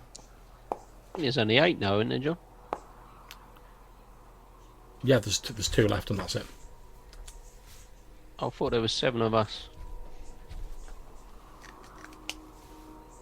There is. Oh yeah, you're right, yeah. My apologies. I just thought there'd only be 1 left over, I meant. That's fine. Ignore that last one, which didn't do anything. It wouldn't have done much anyway. Okay, so it's back round to your guys' turn again. So Brock. Obviously, the air is full of flapping, furred bodies. People are shouting, diving behind cover, raising shields. You can hear Hart being like, Caroline, get down! So, yeah, I shall, with a more target-rich environment, I'm going to swing through the air and just hope to hit something with this large weapon. Go for it. Oh, he's useless. Okay, so again, you swing your sword, but you're unable to land a blow on one of the creatures. I'm going to start cursing at their speed. Indeed. fluttering They- around. With your sort of heavy sort of weapon, obviously you're swinging quite strongly, but it's a bit slow to like move. And these creatures are like masters of the air; they're everywhere. Okay, Caroline Dixon now behind cover. What's she doing? She is just going to swing her hand axe. Okay. Ooh, not so much. Okay, so she swings her hand axe, but obviously she's sort of slightly thrown off balance. You've like literally just grabbed her and flung her behind cover, and she doesn't manage to get near it. Let's see if Dick Simpson can do any better. Come on, Dick. No. Well, unfortunately, not now. You know for a fact that like you guys have hired these people. They're just like sort of standard men at arms. They're used to like fending off wolves maybe and like patrolling walls. Being attacked by like giant bats is probably a first for most of them. They're not adventurers, so you're not surprised that they're not really sort of like up to snuff as far as you guys are concerned. Maybe Gordon Sinclair can do better though. They're really hard to hit anyway. I'm not. Yeah, they're moving so judging them quickly at all. and wheeling and looping around in the air. It is very difficult to hit. However, Gordon Sinclair, with his longbow, he fires an arrow, and it just glances one of the creatures, sort of causing a very shallow wound on it. Leopold, you see this arrow just like slice the very edge of this creature's body. What do you do? Leopold's gonna, when one swoops down nearby, as maybe that one that when he threw the hammer, it kind of like put it off. And as it sort of took evasive action, he's going to like try and grab hold of it and then just hit it upside the head. Like hang on to its foot or grab its wing or something and just like. Are you like just bashing it into the ground, or are you hitting it with something? Yeah. He's like going to kind of see if he can grab hold of it, pull it down, and then just crown it on the head. Okay, roll me a d20. Is that not rolled?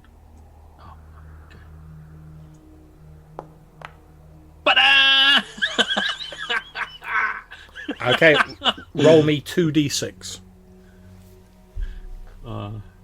See, fortune favours the bold there. Ooh. Okay, so what happens is you see this creature as the arrow's fired from Gordon Sinclair, it gets like grazed by this arrow, and it sort of wobbles a bit and sort of like dips down low as it's sort of put off its flight path, and you literally like jump up from behind this rock you're in, grab both its wings and go boom, and like smash it into this Pile rock. driver. Dude. And just this spray of like bat blood just like sprays all over you as you pretty much just pulp it into this rock. Sinclair like looks over towards you and he's like, and then he's like, Yeah. Wiping down his face. indeed. Okay, Hop. Okay, so because Caroline is injured, what I want to try and do is attack one of the creatures and then put myself between her and the creatures, ideally so that she can't be attacked and I'll be attacked twice. That's absolutely fine. You can certainly do that. Make your attack roll. There are currently 6 of these creatures left. And there are still 6 when I'm finished. Indeed. So unfortunately, because you spend so much time like manoeuvring like Caroline, who is like quite injured, and sort of getting yourself in the way of her, that you don't really have the time to like do a considered strike. The best defence is an offence, Hop! You hear from Leopold as you look round. He looks like someone's. This is like badoosh. Leopold looks like someone slid him on his face through an abattoir at the moment. He's like covered in guano and blood and bits of bat and fur. But And he's just got a massive. You just see this massive grin through his beard. indeed. Okay, Weimar. 6 of these creatures left. Is the one that I scorched still around? No, it's not. Yeah. I'm just continuing to flank with Harp. Okay. Sun Sword going in. Pray. Nah. Oh, that's enough because you get +2 because of the light, right? That's correct, yeah. Okay, 14 then. And that is what you need. You need a 13 or more to hit, so you've hit it. Yep. So And again, damage. that Whoop whoop. you do a slight sort of cut to one of these creatures, and the smell of burning fur wafts into the air. And then we come to the creatures themselves. As I say, there's 6 of them left. So the first one attacking Brock.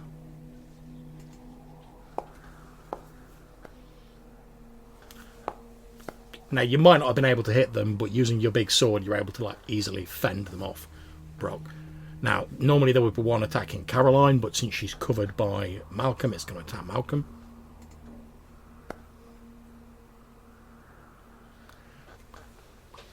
You're able to fend it off successfully, Malcolm. You might not have been able to hit them, but again, you're keeping them off Caroline, so it doesn't hit you. One coming at Dick Simpson. And then we have 3 left. Again, Dick Simpson's still covered by his shield. He's fine. Okay, one against Gordon.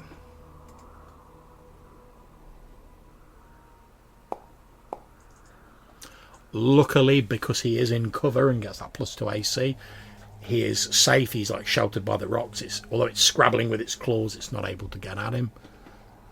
Okay, so we've got 2 left. So that's going to be 1 on Leopold and 1 on Malcolm. So the one on Leopold hits you. You take 4 damage as just as you're still sort of like holding up these severed bat wings, like covered in blood, and you're like, "Yes, feel my righteous dwarven fury." You suddenly feel like a sharp pain on the back of your neck. Bastard. One of the creatures has like landed on the back of your neck, and it's like bit a chunk out the back of your neck. I left myself prone. Indeed, obviously deduct 4 hit points from yourself. Is it the bottom or the top number? Top one. Is it? Big one. Okay, so the final one attacking Hop.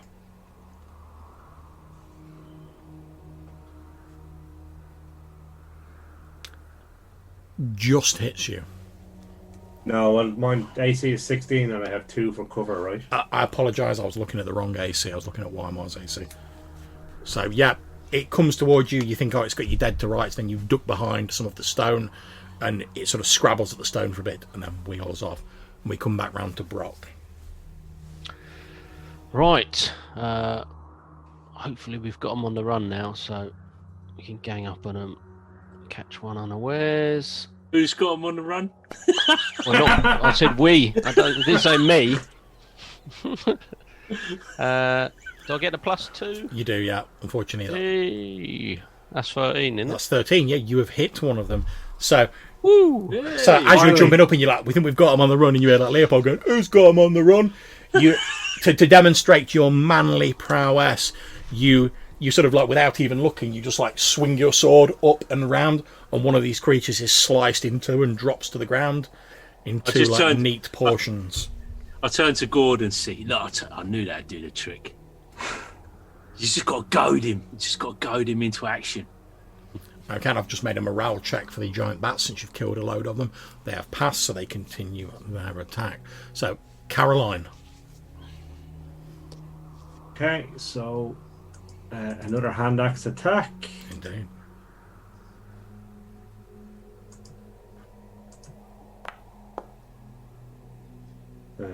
Which I'm guessing is a miss. Yeah, that's a miss. Indeed. She gets close this time, but no cigar. Dick Simpson. He steps up. It's the Keystone Cops we got with us. He steps up, and with the +2, he's got 13, which is a hit. Oh. So he does step up and he swings, but again, it's only a very shallow wound on this creature. But at least he's hit, and you can see like he's got like a big like shit-eating grin on his face. Obviously, he's glad to have actually like done something in this combat. But he quickly ducks behind his like shield. Okay, Gordon. Come on, Gordon. Get in there, my son. Ah, mate. What you doing, bruv? That's a hit for 1 point. Indeed. He fires off an arrow and it grazes another one of the bats. Okay, Leopold. All right.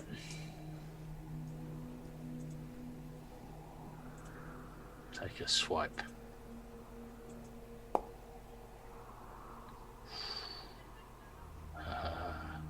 Just enough, is it? That's just enough. Oof. Okay, so you strike one of these bats, presumably with your hammer. Yeah. Are you throwing it, or are you just literally like bashing No, I'm one just as they get close? yeah, like probably one was coming down for Gordon after he didn't really do the business, and I just like bat it away from him. Indeed, you bat it away from Gordon, and it sort of wheels away. It's obviously very injured, but it's still going. Hop. Curses. Okay, so pretty much same again, John. I want to jump out long enough to attack one and then force Caroline back into a corner. So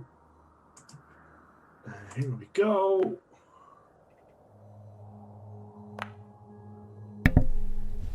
So that's a hit for 8 points. Indeed. So the one that sort of Leopold has just batted away, and it's like wheeling in your direction to avoid him. What weapon are you using? Scimitar. So as it sort of flaps towards you guys, already injured, you step up with your scimitar and just like slice its head off, as it's like sort of like trying to keep away from Leopold and has accidentally wandered into your range, and it drops to the ground headless. The wings flutter for a little bit, and then it lies still. And now it's Weimar. There are 4 of these creatures left. 2 of them are slightly injured.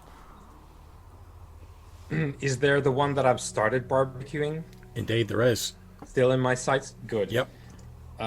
We will turn up the heat with the sun sword again. Just, I think there's a kind of maneuver that me and Harp are doing with the sort of like dashing in and out, whereby he leads it, and when he starts backing off, I get in to cover Nice. for him. Love it. And here goes with the sun sword.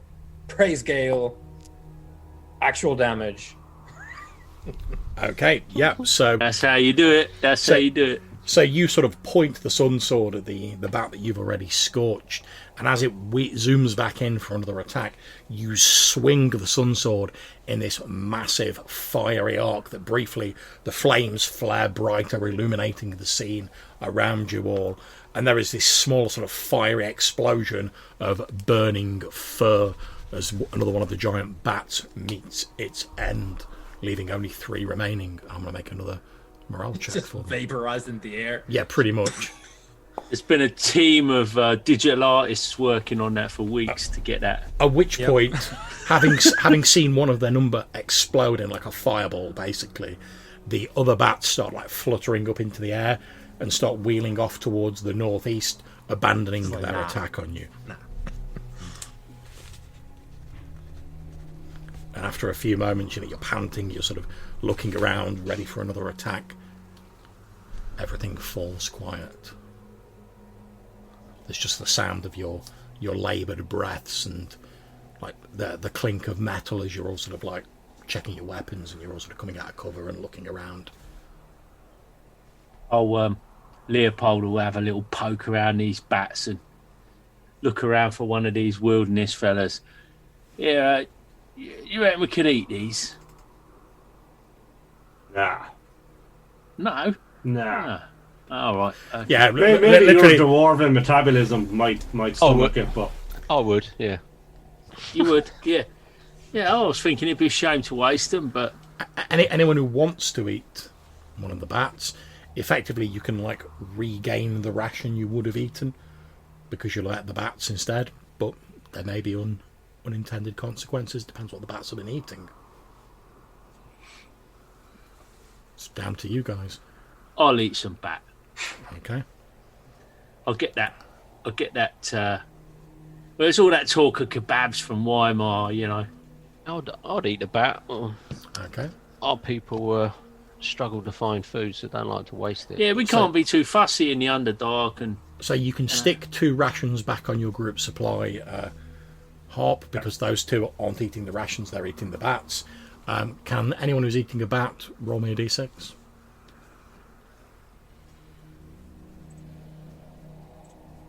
John, do you have a bat 6. table to roll on? No, I don't. Double Okay. 6. Luckily for you guys, obviously due to your hardy Ice Walker and Dwarf constitutions respectively, the taste's a little bit gamey, but you're fine. we'll be sitting there going, that ain't bad. That's good eating. That's good eating, Yeah. that bat. Yeah, and because they're giant bats, there's a lot of meat on them. There's a lot of meat, yeah. And to be honest, Weimar's already like partially cooked some of it for you, so you know. Exactly. Yep. I'll just skewer prefer one on my- my sensor, just like rotate it. That's it. You don't need to. You could just like put it on, put a few on, and then switch it on. It's not a light. It's a holy weapon, not a lightsaber. I don't know. Yeah. I'll be there just cooking them and just like, this isn't really what I'm meant to be doing. This is not a fitting occupation for a blade of the This is sun. demeaning. I will have you know. I'll have mine well done. I don't want it just sealed. Indeed. That's it. And the rest of the night, thankfully, passes uneventfully. You all wake up the next morning. Most of you, not really the worst for wear, although Caroline is looking a bit rough. She's got like a couple of like deep wounds on her from these bad creatures. Do you get any hit points back for overnight? If you had a night of uninterrupted rest, you would. But your this night is of during rest, the night. Yeah, sorry. your night's been far from uninterrupted. Yeah. However, if the next night passes uneventfully, she will get like D3 hit points back, which considering she's only got like 4 hit points. It's pretty decent. I mean, yeah. Would the ring help her in that situation, do we think, or is that not really? If you want to give her the ring, What did the snore glass do? The snort snag. That's for putting Snort people to snag. sleep. Oh yeah. Slumbergrass. Yeah. It's only because she's only got like 4 hit points, I think. We got any?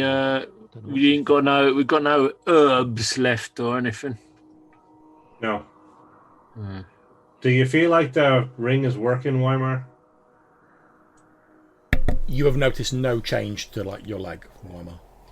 I don't know what that would be like. Okay. So I don't know.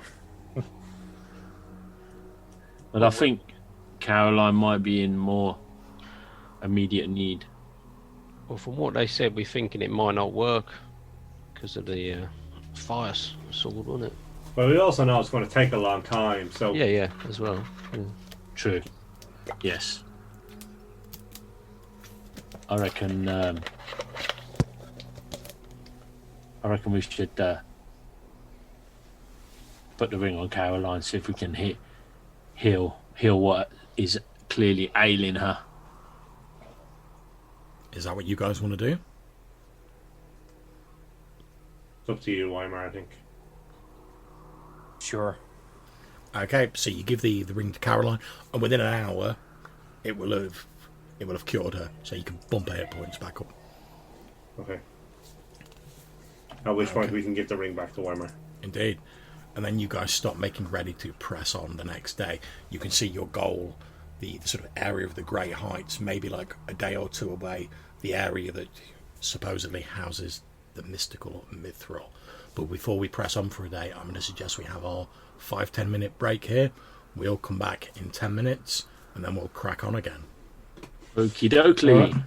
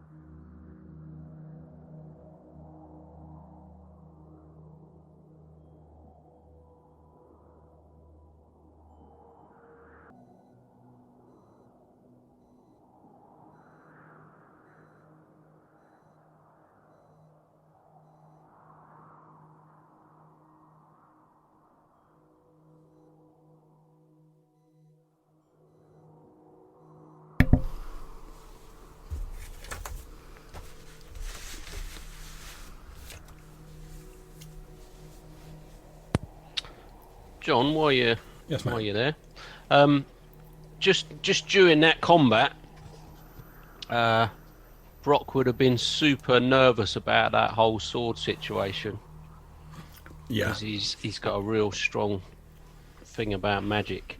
yeah. So he's definitely going to be wary of getting too close to this Weimar guy. Yeah, and you certainly So- notice at several points, like whilst Weimar was wielding this sword, like his voice seemed to noticeably change. Like Yeah. as he was talking, like when he was shouting, "Come at me, you fairy devils!" So I didn't want to interrupt in the No, middle of that's combat, fine. but yeah, it'll be noticeably. Well, it would be trying to hide it. That obviously he's fearful of this magic, but Yeah, that's you know, fine. Feel free to roleplay that how you see fit. If they're walking about, you know, it'll be at the other end of the line. If Weimar's down one side, and when this ring starts moving around, he won't want any of that, even though he's like took some damage. He's just super suspicious and cautious of it. But he is trying to hide it from the rest as much as possible at this stage. That's cool. Thank you for letting me know. Like I say, obviously, feel free to roleplay that how you see Yeah. I was just dropping it in there just so you're aware.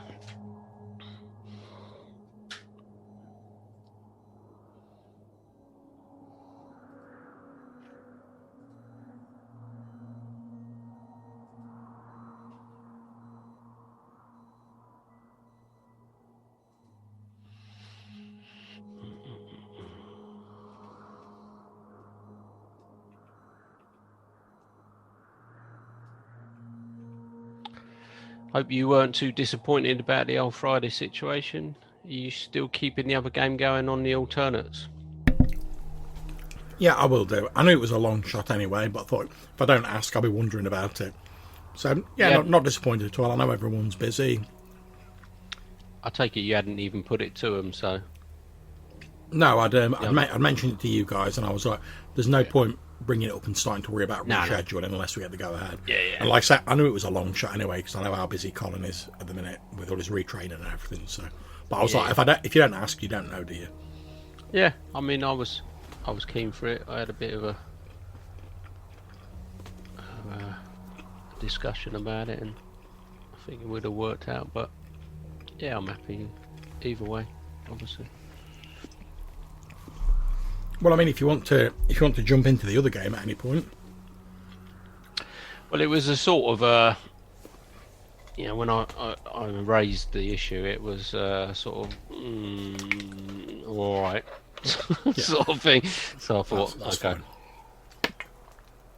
So I thought, in hindsight, it hasn't caused any issues, and Yeah, I understand. so. Not I would have been happy to do it. I enjoy it. So Yeah, that's fine, man.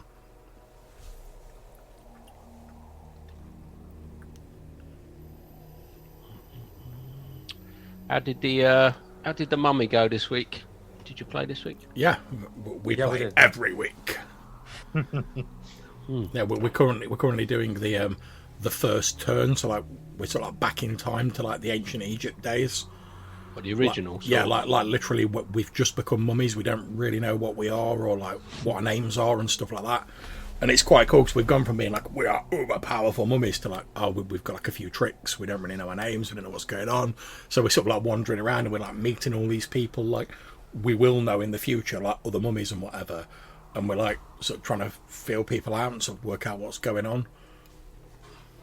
So you're trainee mummies. Yeah, pretty much. Yeah, it's We're like the kind work of experience training- mummies. Yeah, it's the kind of work experience where you don't know that you have a boss, you don't know where you are, what your job is, or who you are, and there might be extremely hostile HR operatives in the field who are looking for an excuse to execute you. Yeah, we basically found this guy who like in the future is like one of our like close associates, and he was like injured and being attacked by like this like weird like vampire like shadow man thing, and like basically he's missing a leg, he's like ripped to pieces. The only reason he's alive is because he's in a risen.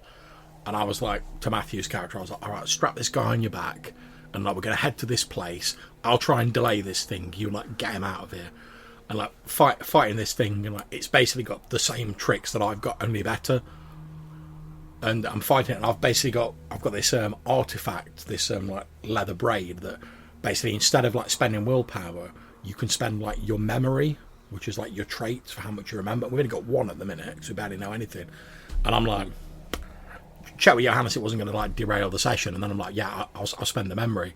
So like, I go into attack this thing, like fail abysmally because it's far better than me, and I'm not like a combat dude.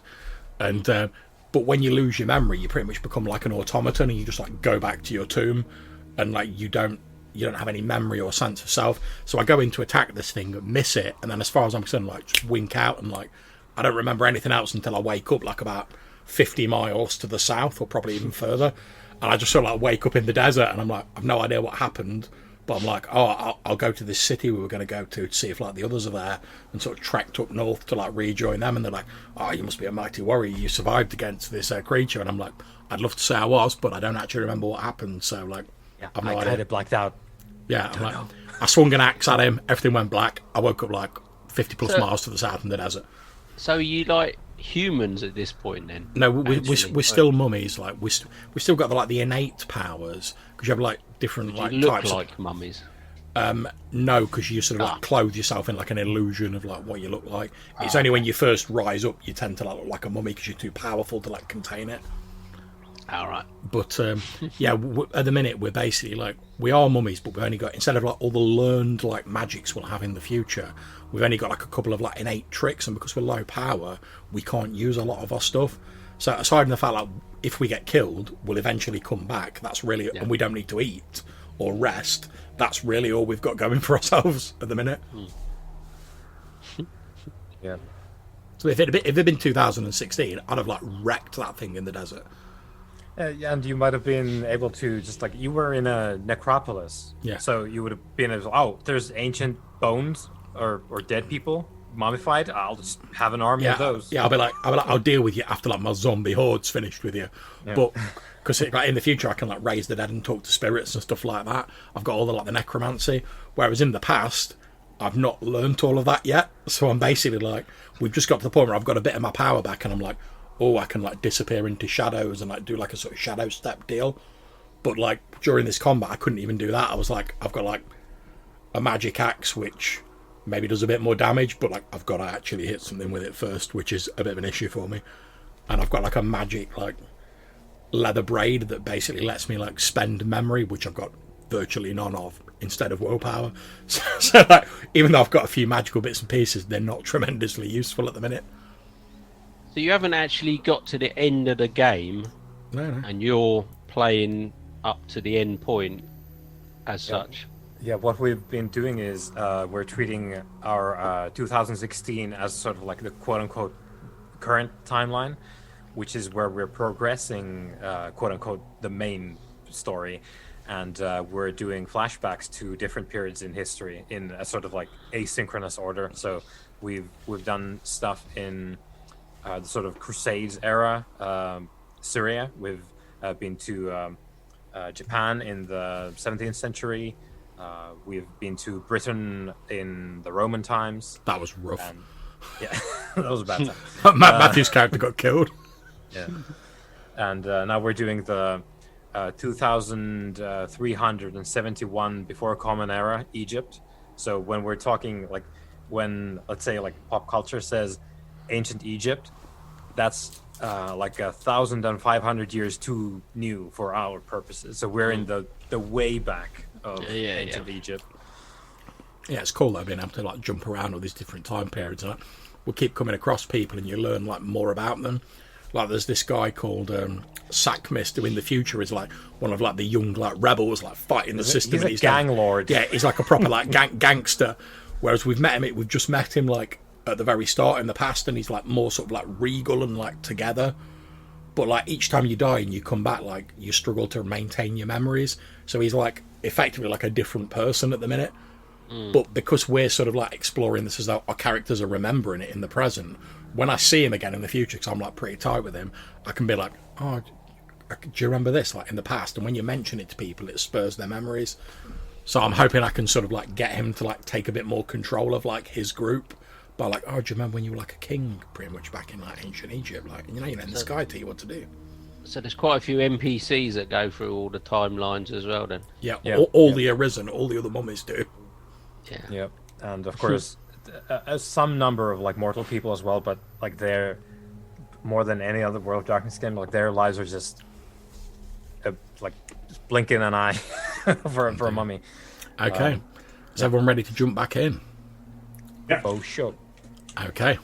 So, the next day, after the bat incident, the weather is lightened slightly. There's still a light rain, more of a sort of drizzle, but it's still wet. It's still fairly unpleasant, but it's nowhere near as bad as it was.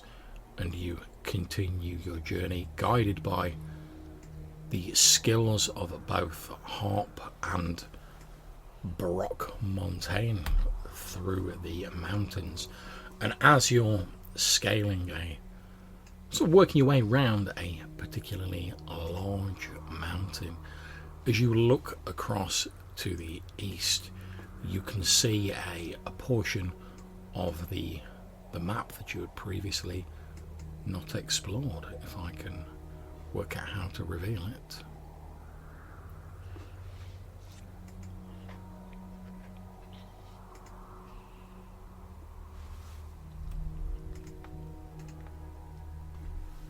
Alright, I'll see how you work.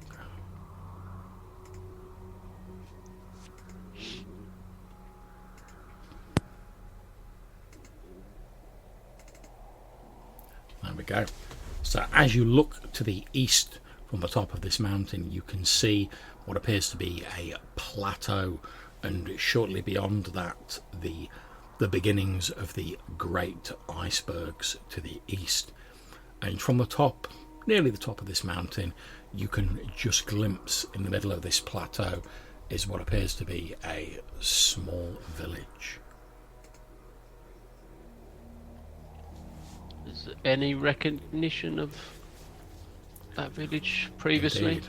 You know that this is the village of Leng, populated by a strange, even to your people, they're like strange, diminutive creatures with all of these strange superstitions about winter spirits, and they have some like weird sort of burial rites and stuff.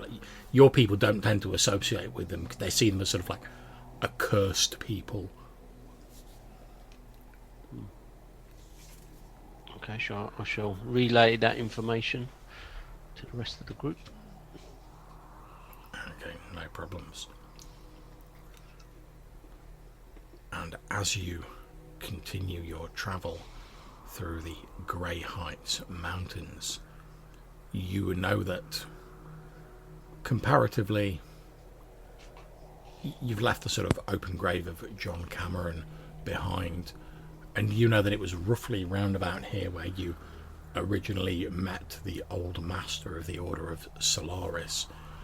And as you continue north past this point here during the day, you know that just to the east of that is the ruined Order of Solaris Abbey, where you first recovered the Sun Sword.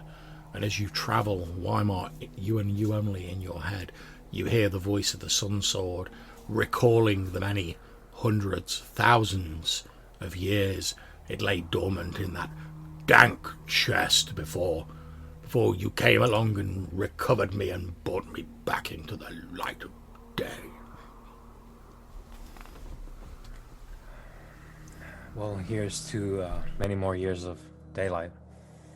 I'll say out loud to myself. Okay, so yes, as you're travelling along, Brock, you're sort of within earshot of Weimar, and he's walking along, and just suddenly randomly, he just like, to no one in particular, goes, "Here's to many more days of walking in the light." Yeah, I'll be quite suspicious of that, and I'll walk a bit further away from him. Okay, no. Harp will just come over and just go, "Don't worry about it. He talks to his sword sometimes." Don't know that helps. Yeah, that's not normal. That's not normal. You should. Yeah, I mean, I swear by my sword, and yeah, I wouldn't leave it out of sight, but I don't talk to it. Your sword is not the same as his sword. His sword is different. Yeah. He's Anyway, have no fear. And you're saying this as it gets to the end of the day, you're setting up your camp, so you all need to eat a ration. And during the evening, as most of you are asleep, apart from one of you who's on watch, you're all awoken by a loud, gruffer voice going, "Ho there!" And you... so go ahead. Sorry, assuming I'm on watch, That's fine, yeah. I'll just be like, "Who's that?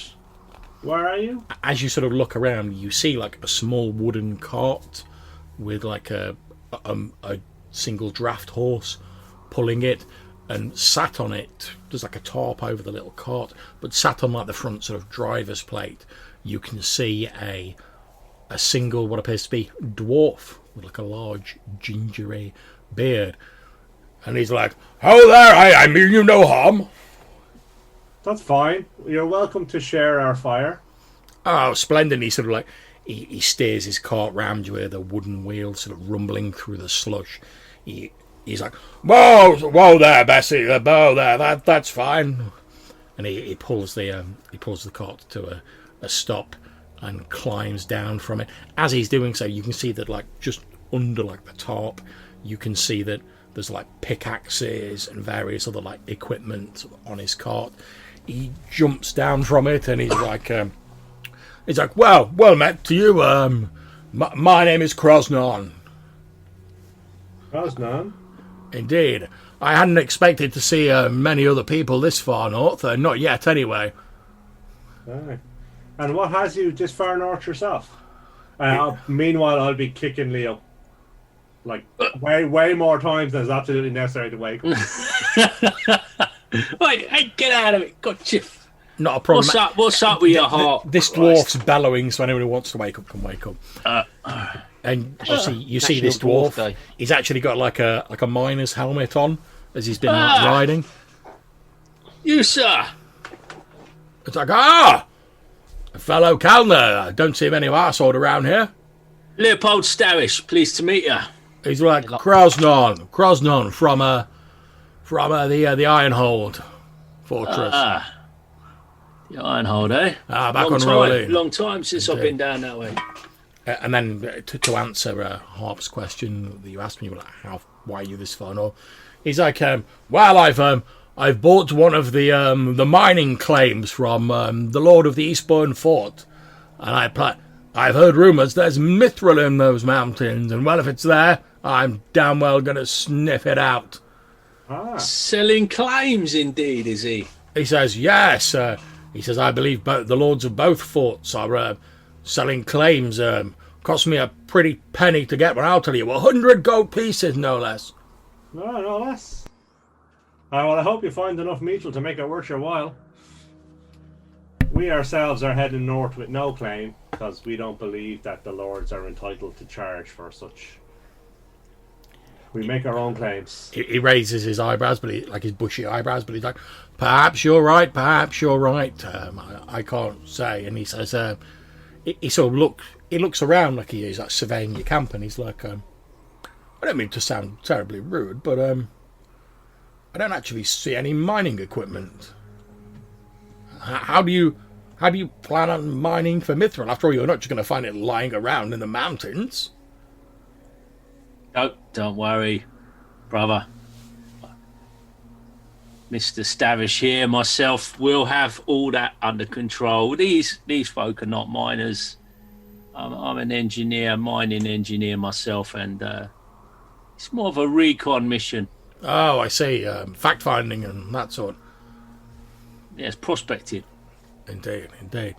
He says, well, from what I've heard, there's not been a great deal of actual Mithril that's been seen coming out of the mountains, aside from a few small ingots and rumours and that. But and he sort of like he waggles a finger at the sky, and he's like, but you mark my words, if there's Mithril in those mountains, I'll find it. Or my name's not Krosnon Ironhold. And tell me, Krosnon, would you be interested in travelling that far with us?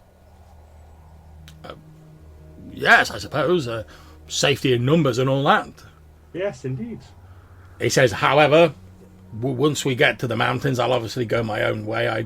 I can't have anyone else impinging on my claim, and likewise, I wouldn't want to impinge on your claim. No. But yes, I don't see why we can't travel to the mountains together. I'm afraid my cart's not very quick. And he jerks his thumb over his shoulder at the horse. I'm afraid Bess is a little bit past her prime, but she gets the job done. Rather like my good self. Ah, indeed. And might you be willing to part with some of your equipment should we require purchasing of it? He says, well, I don't have a great deal to spare. I think I've got a couple of picks that I could probably let you have. I tell you what, call it 20 coins and I'll give you the 2 picks. Yeah, let us have 2 picks. He sort of holds his hand out for the coins, assuming you give him like 20 gold Yeah. pieces. He hands over these 2 just like normal miners' picks to you, and he says, yes, luckily for you, I bought a couple of spare, in case one of them gets damaged, but hopefully, if you do strike it rich in the mountains, you'll remember that old Krosnon helped you out along the way. Indeed. And, yeah. So tell me, how long have you been in this part of the world? He says, a couple of months. I've not really gone far from the forts, though, to be honest. Didn't see any reason to until these rumours of Mithril. And which forts have you been in? He says, Eastburn, mostly.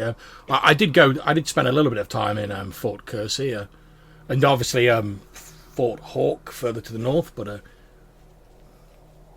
Okay. And what can you tell us about Fort Hawk? He says, not a great deal, to be honest. I only really passed through.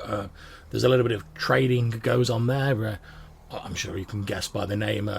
The Lord of the Fortress is quite taken with his falconry. At least that's what I heard. But I only really stopped off there to get some supplies. Rather like yourself, I was doing a bit of fact-finding, trying to find out rumours any more about the mountains, etc. Okay. And can you tell us where... Sorry. Can you tell us... I was going to say that as you're doing this discussion, Harp, I will have rolled out our map, and I will have gone to our new friend here. It's like, would you please mind this fort?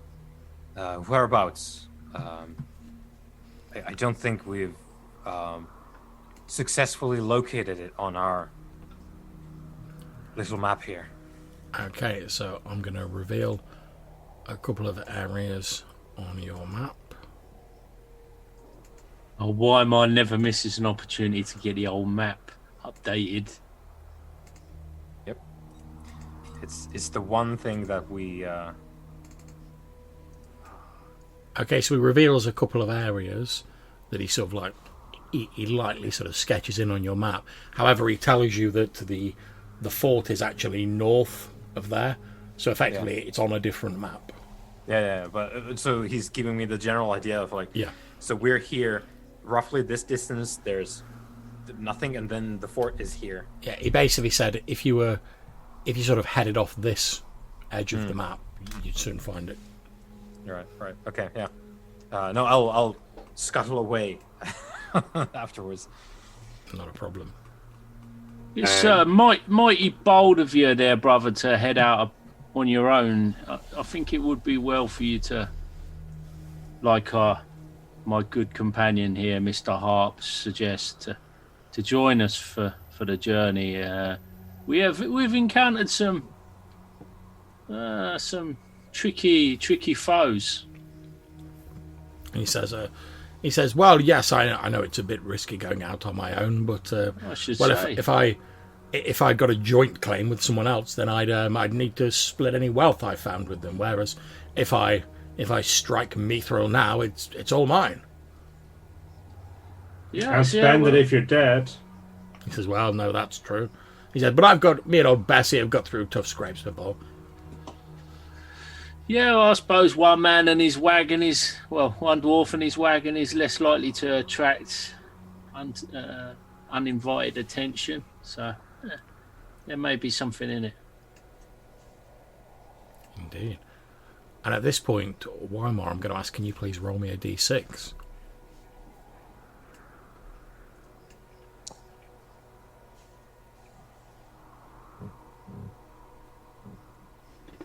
It is indeed a 6.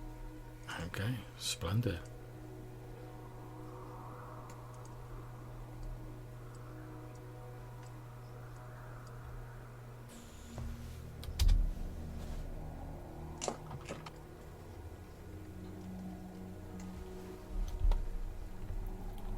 So as you watch, as you're sort of looking around, again you see the large lizard-like shape to the south of you moving across the sky, its shadow cast across the land.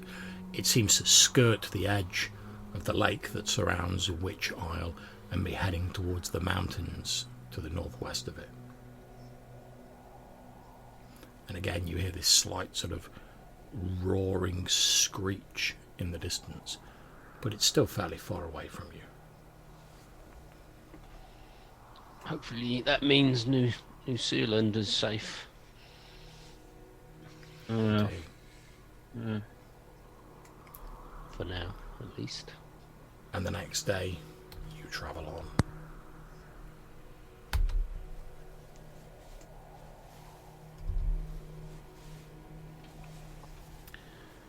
You continue travelling through the Grey Heights mountain range, guided by Harp and Brock, avoiding some of the more dangerous natural hazards of the environment. You're accompanied by Krosnon, whose wagon sort of rattles alongside you. As you're moving through a sort of particularly narrow, rocky path, being very careful to sort of guide your wagon with the greatest of care so it doesn't tip off the edge, from up ahead you hear like a sort of a low rumbling growl.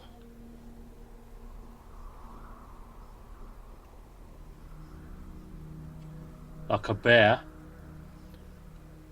You think that for a minute, but it doesn't sound like a bear. And then as you sort of round the corner, you can see ahead of you what appears to be a large white and black cat with two dagger-like fangs protruding from its maw, as you see this large saber-toothed tiger that appears to be busily devouring the remains of a mountain goat on the path ahead of you.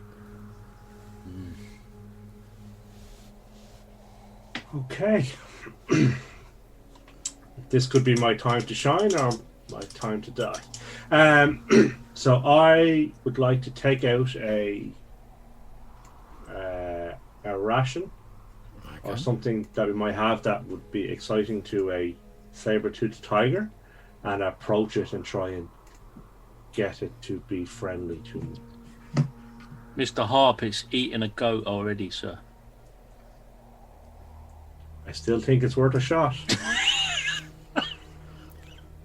He's gonna take your. He's gonna dessert, take your right? jerky. He's gonna take your dry ass jerky. It's old Dobie. Well, we have a bit of bat left. I think I'm just gonna bust out a Hamlet and sit back and watch. Okay, so as you're like dun dun dun dun dun dun dun dun, dun, Harp pulls out like a bit of like dry jerky and sort of gingerly moves towards this saber-toothed tiger that sort of looks up and lets out that low feline warning growl in the back of its throat. Blood stains its maw, dripping from its fangs as like a bit of goat meat plops to the ground. This is what you call mouth. foreshadowing. Can I ask you, please make me a charisma roll, Okay. Mr. Harp. Say versus shit your pants. I'm going to get prepared because I can see this going horribly wrong. Yeah, you've got Brock there. It is. I'm not saying this won't work, but shh. Okay, that's a failure. Okay, so it obviously it's got too many hit dice for you to like make an animal companion, but I'm gonna make a reaction roll for it. He's going full. It's Okay, so as you sort of start going towards it, you're holding out this meat. It lets out like a loud feline hiss and a rumble of warning that lets you know like it's not buying what you're selling. However, it's currently got a big goat that it's eating, so like, and you're not really actually threatening it, so it's not leaping to attack you. It's basically giving you the warning growl, which you know is like the animal basically going like, go and do one. it sort of does that big like, and you hear the low rumbling growl again in its throat as it bares these like dagger-like fangs. Okay. At which point I suggest that we move around it and keep going. Good idea.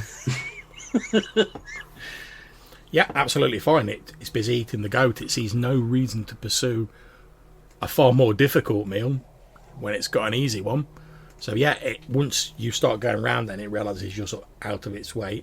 It goes back to noisily chomping on the carcass of this goat, paying you no further heed. You give it a wide berth and continue moving. You had visions of riding into combat on your saber-toothed tiger there, didn't you, Mr. I Hart? did a little bit. I can't blame you, man. I can't blame you. And holding aloft your sword. That's it, by the power of New Zealand! Indeed. And you once again make camp at the end of the day. You all need to eat a ration. Okay. They do make good meals, though, Sabretooth. It's true. Okay, so the next day, near the end of the day, darkness is just falling. You reach the outskirts of the area where you were told Mithril had been found. At which point Krosnan will be like, right, we're here. I wish you all the best of luck, gentlemen. And he sort of starts going on his own way on his cart. Is he happy to tell us where his claim is so that we can check in on him, or is he... He tells you his claim is sort of up here. Okay. And obviously, you know, the sort of like the blue area is where Mithril's to be found. Yeah, well, be sure to drop by and come and say hello. And if ever you're down in the area of New Zealand, come and look us up. You'll be more than welcome.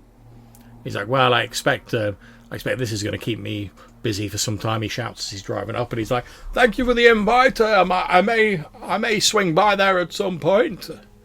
Yeah, All the best of luck, gentlemen. And he sort of goes off, and you can hear him sort of like dimly fading away as he's like talking to his horse. Okay, so now you're in the sort of Mithril catchment area as such. If you want to fully explore, like leaving no stone unturned, pardon the pun, you can explore 3 of the smallest hexes per day. If you want to explore one of the 6 mile hexes, the second sort of tier ones, it will take you... Just lost it on my notes.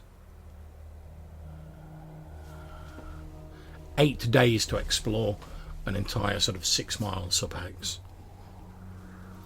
So, what do you want to do? You've got a couple of picks. You've heard there's rumours of Mithril in the mountains.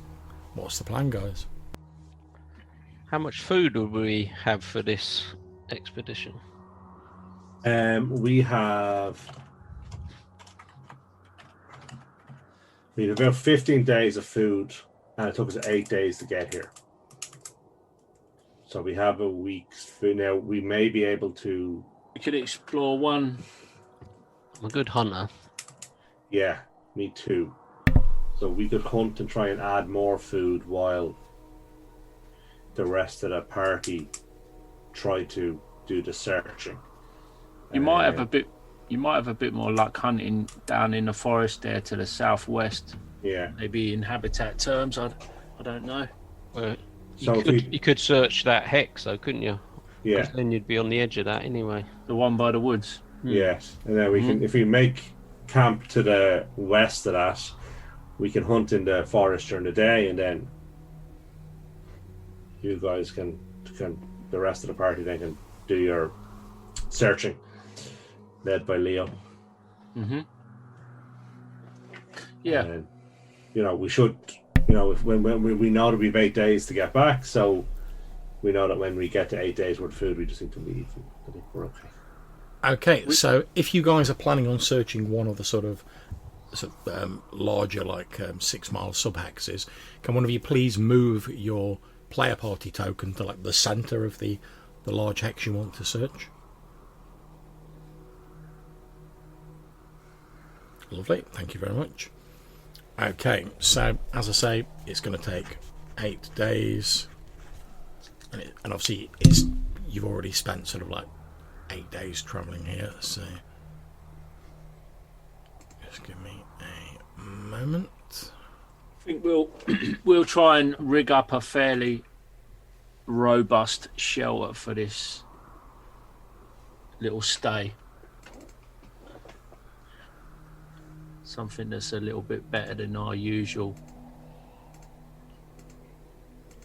We might be able to find a suitable cave or something.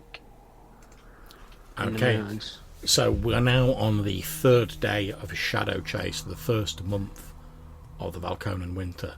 So the weather is predictably getting pretty damn harsh. And also, a couple of days ago, you passed the payment day for your hirelings. So you have Cotton Nickel, who's costing you 10 gold pieces. Your 6 defenders costing you 12 gold pieces. And you have Quailak, who's costing you 1,500 pieces.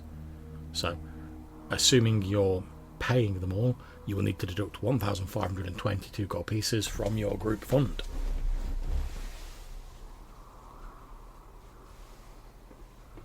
Okay. Which is a problem because we don't have it. Okay, so it then becomes okay. Because obviously, I'm assuming what money you did want to leave people, you've sort of left behind. I'm not going to say, oh, you've not left it. So, basically, who do you want to pay? Well, really, it's Quailak is the only one that we can't afford to pay, right? Okay. Yeah. Now,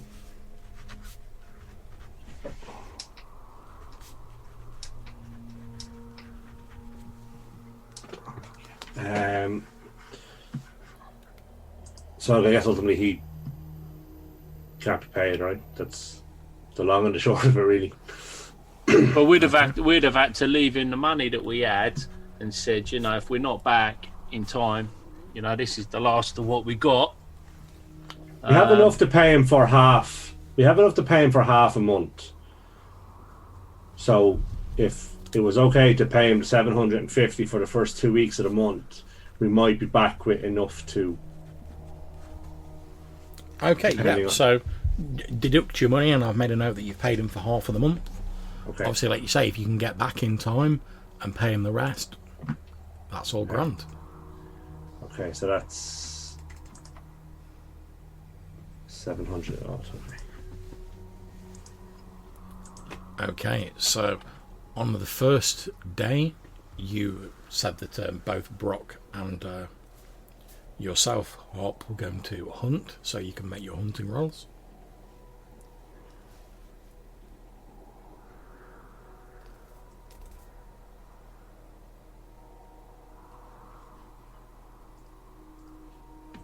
Mine's 5 and 6, so I got 3. Okay, so yeah, you're fine.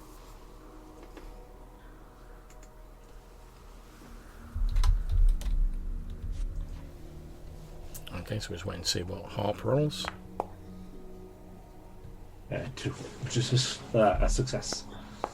Okay, so you two do a spot of hunting, and you have gained enough meat to cover 4 rations. Okay. Because, to be honest, I mean, you're lucky they've got you two here, because it's like a few sort of scrawny mountain goats and maybe the odd sort of sheep here. I mean, you're high up in the mountains. It's only due to the fact that you've started moving more towards the slightly forested area that means you get much hunting at all. And presumably, whilst that's going on, both Weimar and Leopold are hunting for Mithril. Is that correct? Okay. It sure is. So, what Need I'm to going to find some pretty soon, or we'll be bankrupt. Okay, so what I'd like you to do is either Weimar or Leopold, can you move your player party token to like the bit of this hex that you're starting your search in? Where do we want to start, Weimar? Where did we come from? Which angle? Yes, here. I think we came from further up Northeast. and we backtracked. Yeah. Yeah, you would have sort of come in sort of like from this direction. Okay. I don't know. Let's start. Why not here somewhere? Yeah. This edge. Yeah. So I'll put that there. Sorry, I went to move it as well. Oh, yeah. Okay, no problems. So you start off searching in that area. Now, as you're sort of searching around, obviously your companions are off hunting.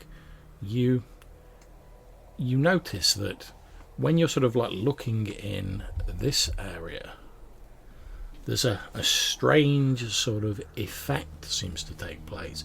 As both you and Leopold are searching this area, you note that it's very disorientating, and when you look at an object in this area, it appears to be closer than it actually is. So there's a few times where you like stumble and fall over because you're like, oh, I'll avoid that rock that I'm just about to step on. Then when you sort of move your foot, it's not actually there. The rock is like several feet away, but it looked closer than it is. Like there's some sort of strange visual distortion going on. Is this anything I've encountered before? It's maybe some sort of magic, but you're not really a magic man. Okay. So magic, huh?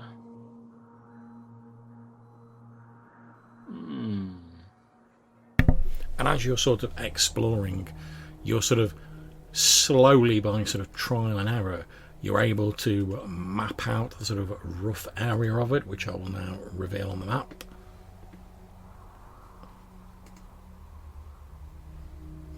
That's a pretty big area. Indeed, and whenever anyone enters this area, as I say, there's this strange sort of visual, almost like illusionary effect on your senses, and it makes objects appear to be like much closer than they actually are. So it's, once you've sort of been in there a while, you sort of get used to it, and you're sort of like tapping around with your weapons, like making sure by like feel of like where your footing is.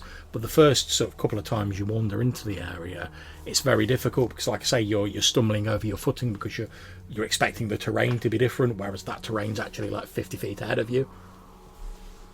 It's very disorientating and makes you very dizzy, and almost like you have like a feeling of vertigo the first couple of times you move into it. But gradually, using like say like sticks and your weapons to like tap your way around, you have to move a bit more slowly in that area, but you don't come to any significant harm, and you're sort of slowly getting used to it. Do we see any signs of habitation that might sort of give us a clue as to if this is like a natural phenomenon or some kind of sorcery? Okay, well, as you're sort of searching around this area, you come across what appears to be, as you're sort of like peering over like a sort of rocky outcropping, you come across what appears to be like almost like the size of like a small hamlet, but instead of like wood stone buildings, the buildings appear to be made out of like the bones of like mammoths and things like that, with like hide stretched over them. And as you're looking around, you see like a number of these sort of like primitive looking like Neanderthal like people sort of like moving around in this presumably their village. They're wearing just like simple furs. They're sort of like they're quite hirsute. They've got sloping forehead, brows. Some of them are carrying clubs. Are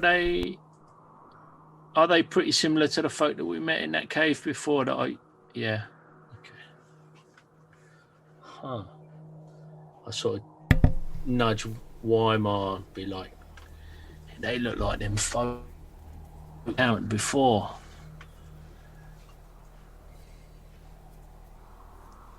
So at least we know that we can make ourselves understood with food. So yeah, I mean, they like that dagger that I gave them, and they were not unduly hostile. So you don't hear anything that sounds like sort of the common tongue of man amongst them. You hear like a lot of grunting and exchange. You think they probably communicate by like grunting and like sort of gestures and body language. Yeah, I mean that's the biggest challenge, communicating with them to get our message across. I wonder if they have created this magic to disguise their whereabouts, or there's some sort of weird coincidence that they happen to be here. It seems That's strange. Don't really know. We'd have to ask someone else. Maybe the sage that we've paid for when we get back.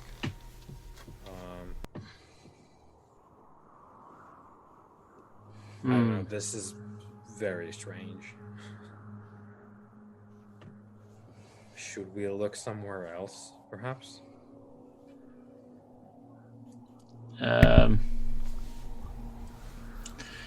Yeah, I feel like we don't want to talk. I don't think we want to infringe too much on their territory. Or we could. At this point, roll me a d6, Leopold, to see whether they have spotted you. A tree. They don't appear to have. Yeah, I think we'll back on up. We'll perhaps discuss this with a group when we reconvene over dinner and discuss the day's events. But in the meantime, perhaps we should carry on our prospecting endeavours. We'll make a mental note of where this strange field of disorientating sorcery is. And indeed you do. And you continue your exploring. You've just met up with the... I said we're condensing this a bit because, like I say, it's like 8 days to search this X, but we're sort of scrunching it down a bit. So you've met up again with Harp and Brock, who've been out hunting on the sort of forest edge, and you're just about to continue your prospecting when all of a sudden you hear like this noise nearby, and before you have chance to react, a huge column of fire erupts from the ground, springing high into the sky, and in the midst of that fire is a huge, shadowy, demonic looking face that appears dark as the night, and as it peers down at you, this fire illuminating it almost like a shadow against the flames, a loud voice booms out and says, "Who dares trespass on the territory of Talbaran the Terrible? Speak now if you value your souls."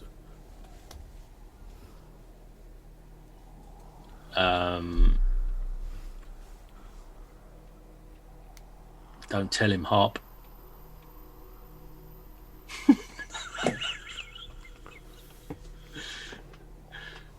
Harp, your name will go on the list.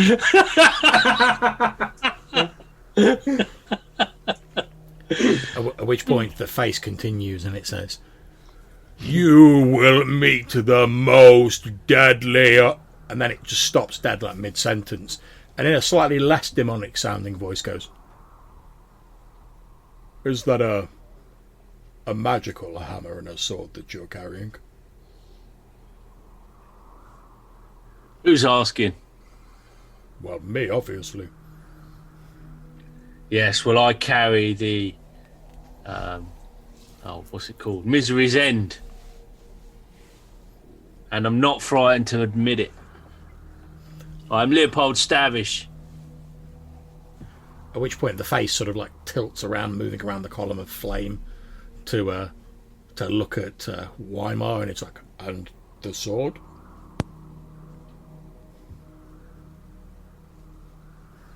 What of it? Is it a magical sword? I will think with my hand on the pommel. Can you see what this presence is? Okay, for a few moments, like, nothing happens. Then you and only you hear like laughter coming from the sun sword. Mm-hmm. As though it like thinks this is like the funniest thing in the world. And it just basically goes, "It's not real." At which point, sorry, go ahead. No, I was just going to say that some might say that it is mythical, lost for thousands of years, recovered by the just. The eyebrows of the demonic face raise, and it's like, oh. At which point, just like instantly, the column of flame, the face just like disappear, and from behind a large rock, a grey-bearded old man wearing like a pointed hat and robes comes walking out from behind this rock. And as he does it, you see he's like holding like what looks like parchment in his hand, but as he walks out, like the parchment just like crumbles to dust and like blows away on the wind. And he just goes, "Oh well, that was a waste of a damn good scroll. Never mind." And he sort of like hobbles over towards you, like he's obviously not too steady on his feet, and he holds out the hands and he says, "I'm Talbaran." Pleased to meet you, Talbaran. Like I say, Leopold Stavish, and I wouldn't say that was a waste.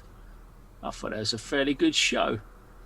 He's like, "Oh, do you really think so? Well, thank you very much." He says, "Well, yes, I apologise for the theatrics, but I've been living here for a while, and I heard rumours that there were going to be people tramping all over the mountain and mining it and stuff like that, and I came to live in these mountains so that people would leave me the hell alone.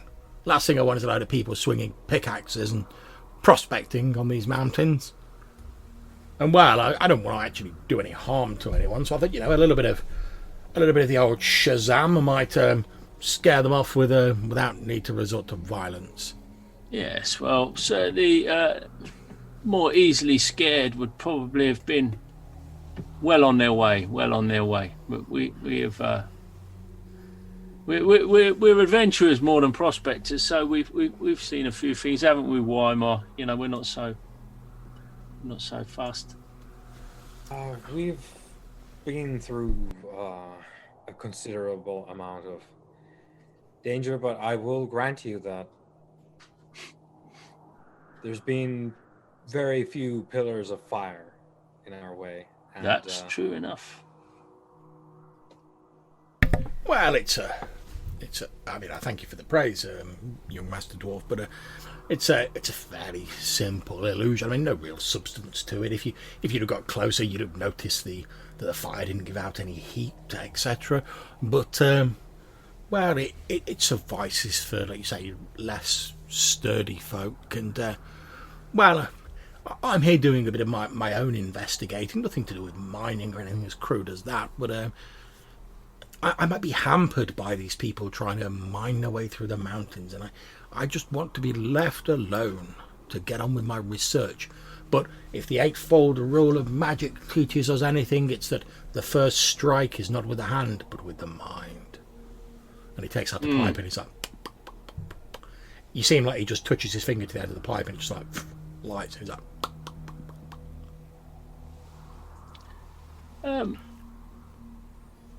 But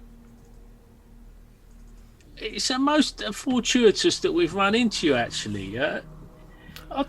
This matter that you're looking into, it doesn't have anything to do with strange auras or irregular fields of... Oh, you've experienced it as well then, have you? He says, well, technically what I'm here researching isn't exactly that, but that's a side effect of what I'm researching. Tell me, young Master Dwarf, what do you know about lines of power?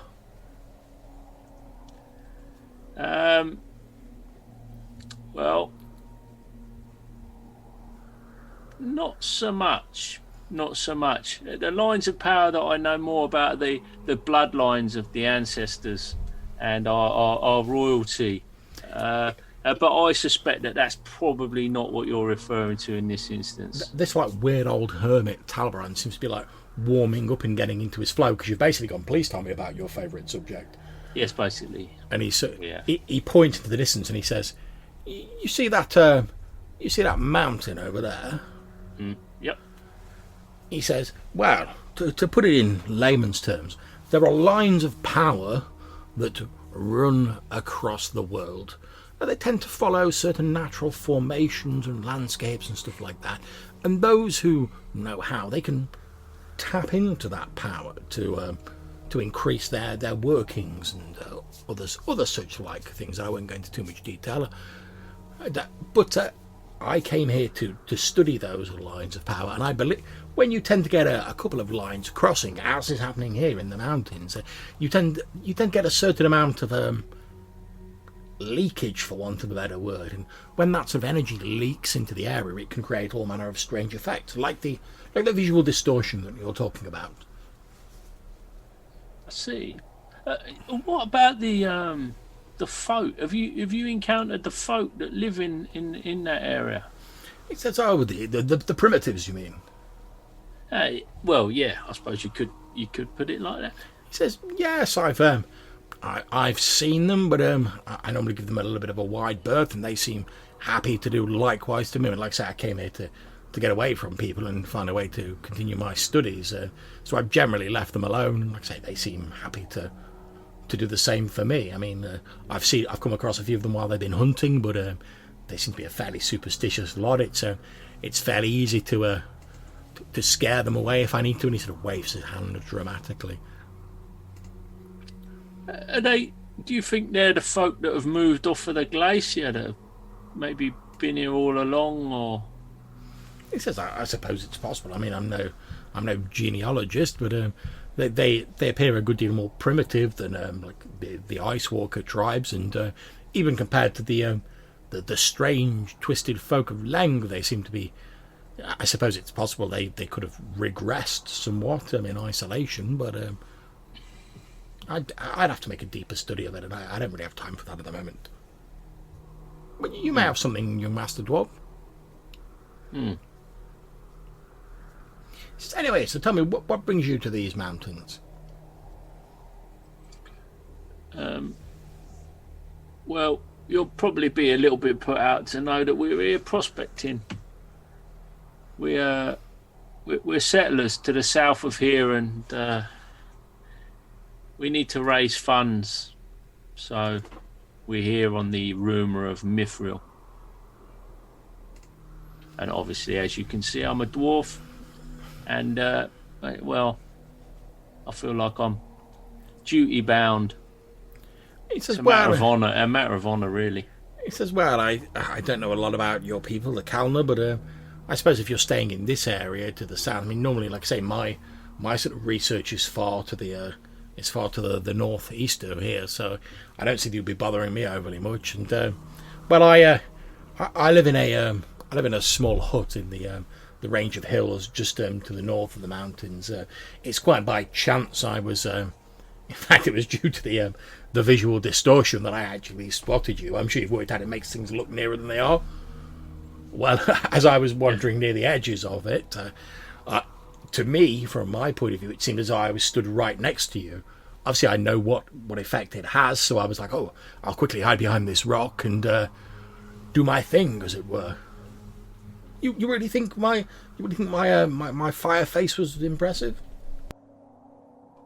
Well, yeah, I mean, that's why Mar says it's not something you see every day. A big column of fire with a talking face.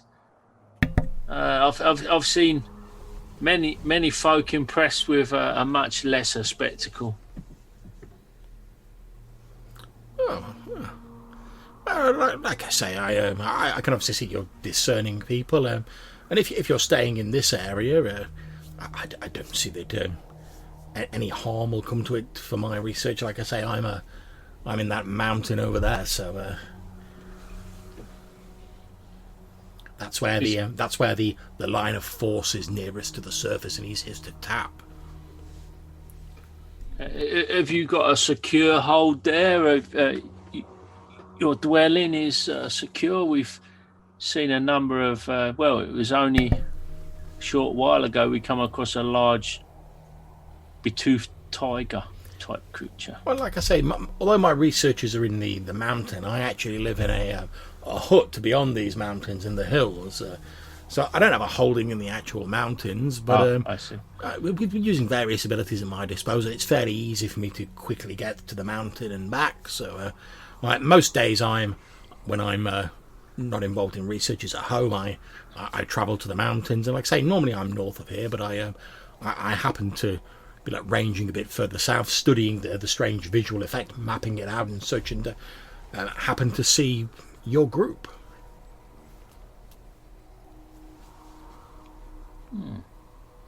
Have you got any idea about this Mithril? Have you come across it? I mean, I know that's not really your line of work, but in your travels, you've clearly been here a while, and wonder if you might have picked up on any signs. Well, I know there is some of it up to in the mountain where I'm doing my studies. If you're searching this area on the borders of the forest, there is a stream that runs from the mountains and runs down here. It's a couple of hours to the south of here. If you're going to find Mithril here, then you'll probably find traces of it there if it's washed downstream. Indeed, I was not aware of this stream, and that would be a very good place for us to go panning for Mithril. I believe Weimar. That may be our next destination. Certainly. We are not laden with a lot of detail of the area, so... He says, well, I can't... Much as it's been a pleasure to speak to you all, I can't stand around here all day. I've got research to do, and he takes out a scroll from his long billowing sleeves, unfurls it, and he reads something in a strange language off it. The scroll immediately turns to dust, and he just vanishes. However, a few minutes later, you hear this, even though you can't see him, you hear footsteps heading north.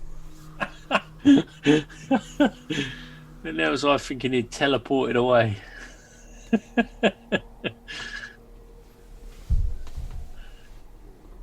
Quite an interesting chat. We'll have to perhaps drop in on him. Okay. He's going to be very surprised once the actual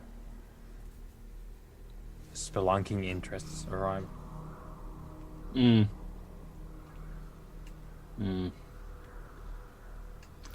believe those guys are handing out permits. And at this point, Leopold can ask you to roll me a d6.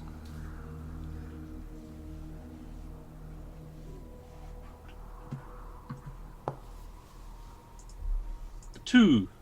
Okay. As the frostworm moves.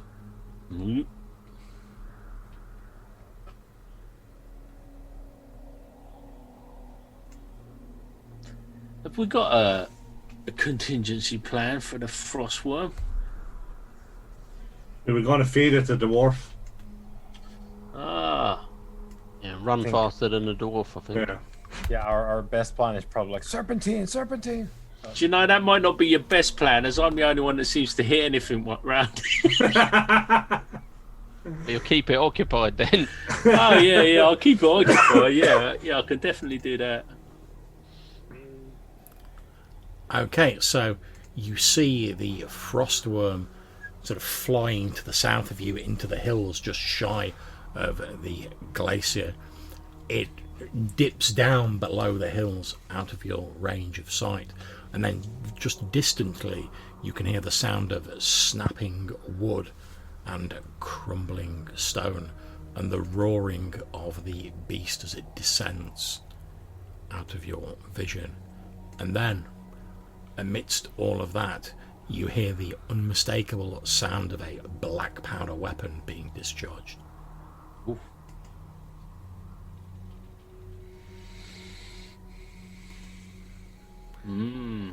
A few moments later, you see the great creature with a roar ascend once more into the sky, and as you look, you can just about make out what appears to be the tiny figure of perhaps a man, maybe a woman, you can't tell, clutched in one of its claws a long billowing cloak or perhaps robes, again you can't tell, sort of flapping around as the dragon ascends with its prize.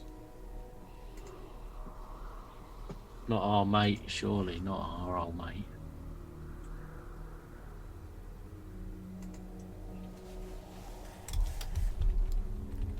It didn't look like the robes of the guy we just met, did it? You couldn't tell at this distance. No. He was right next to us, wasn't he? He went off though, didn't he? Yeah, but that's Yeah, but he stayed in the Mithril like area, 12. right? Yeah, 12 he, miles yeah, away, that he is. stayed in the right. Mithril area, so you suspect it's not him. So we've got a good idea of the size of this thing now, would you Yeah. say? Yeah, it's huge. So we need to bear in mind that we need to always try and keep somewhere where we can go to ground or a cave that's- or something that it wouldn't be able to get into.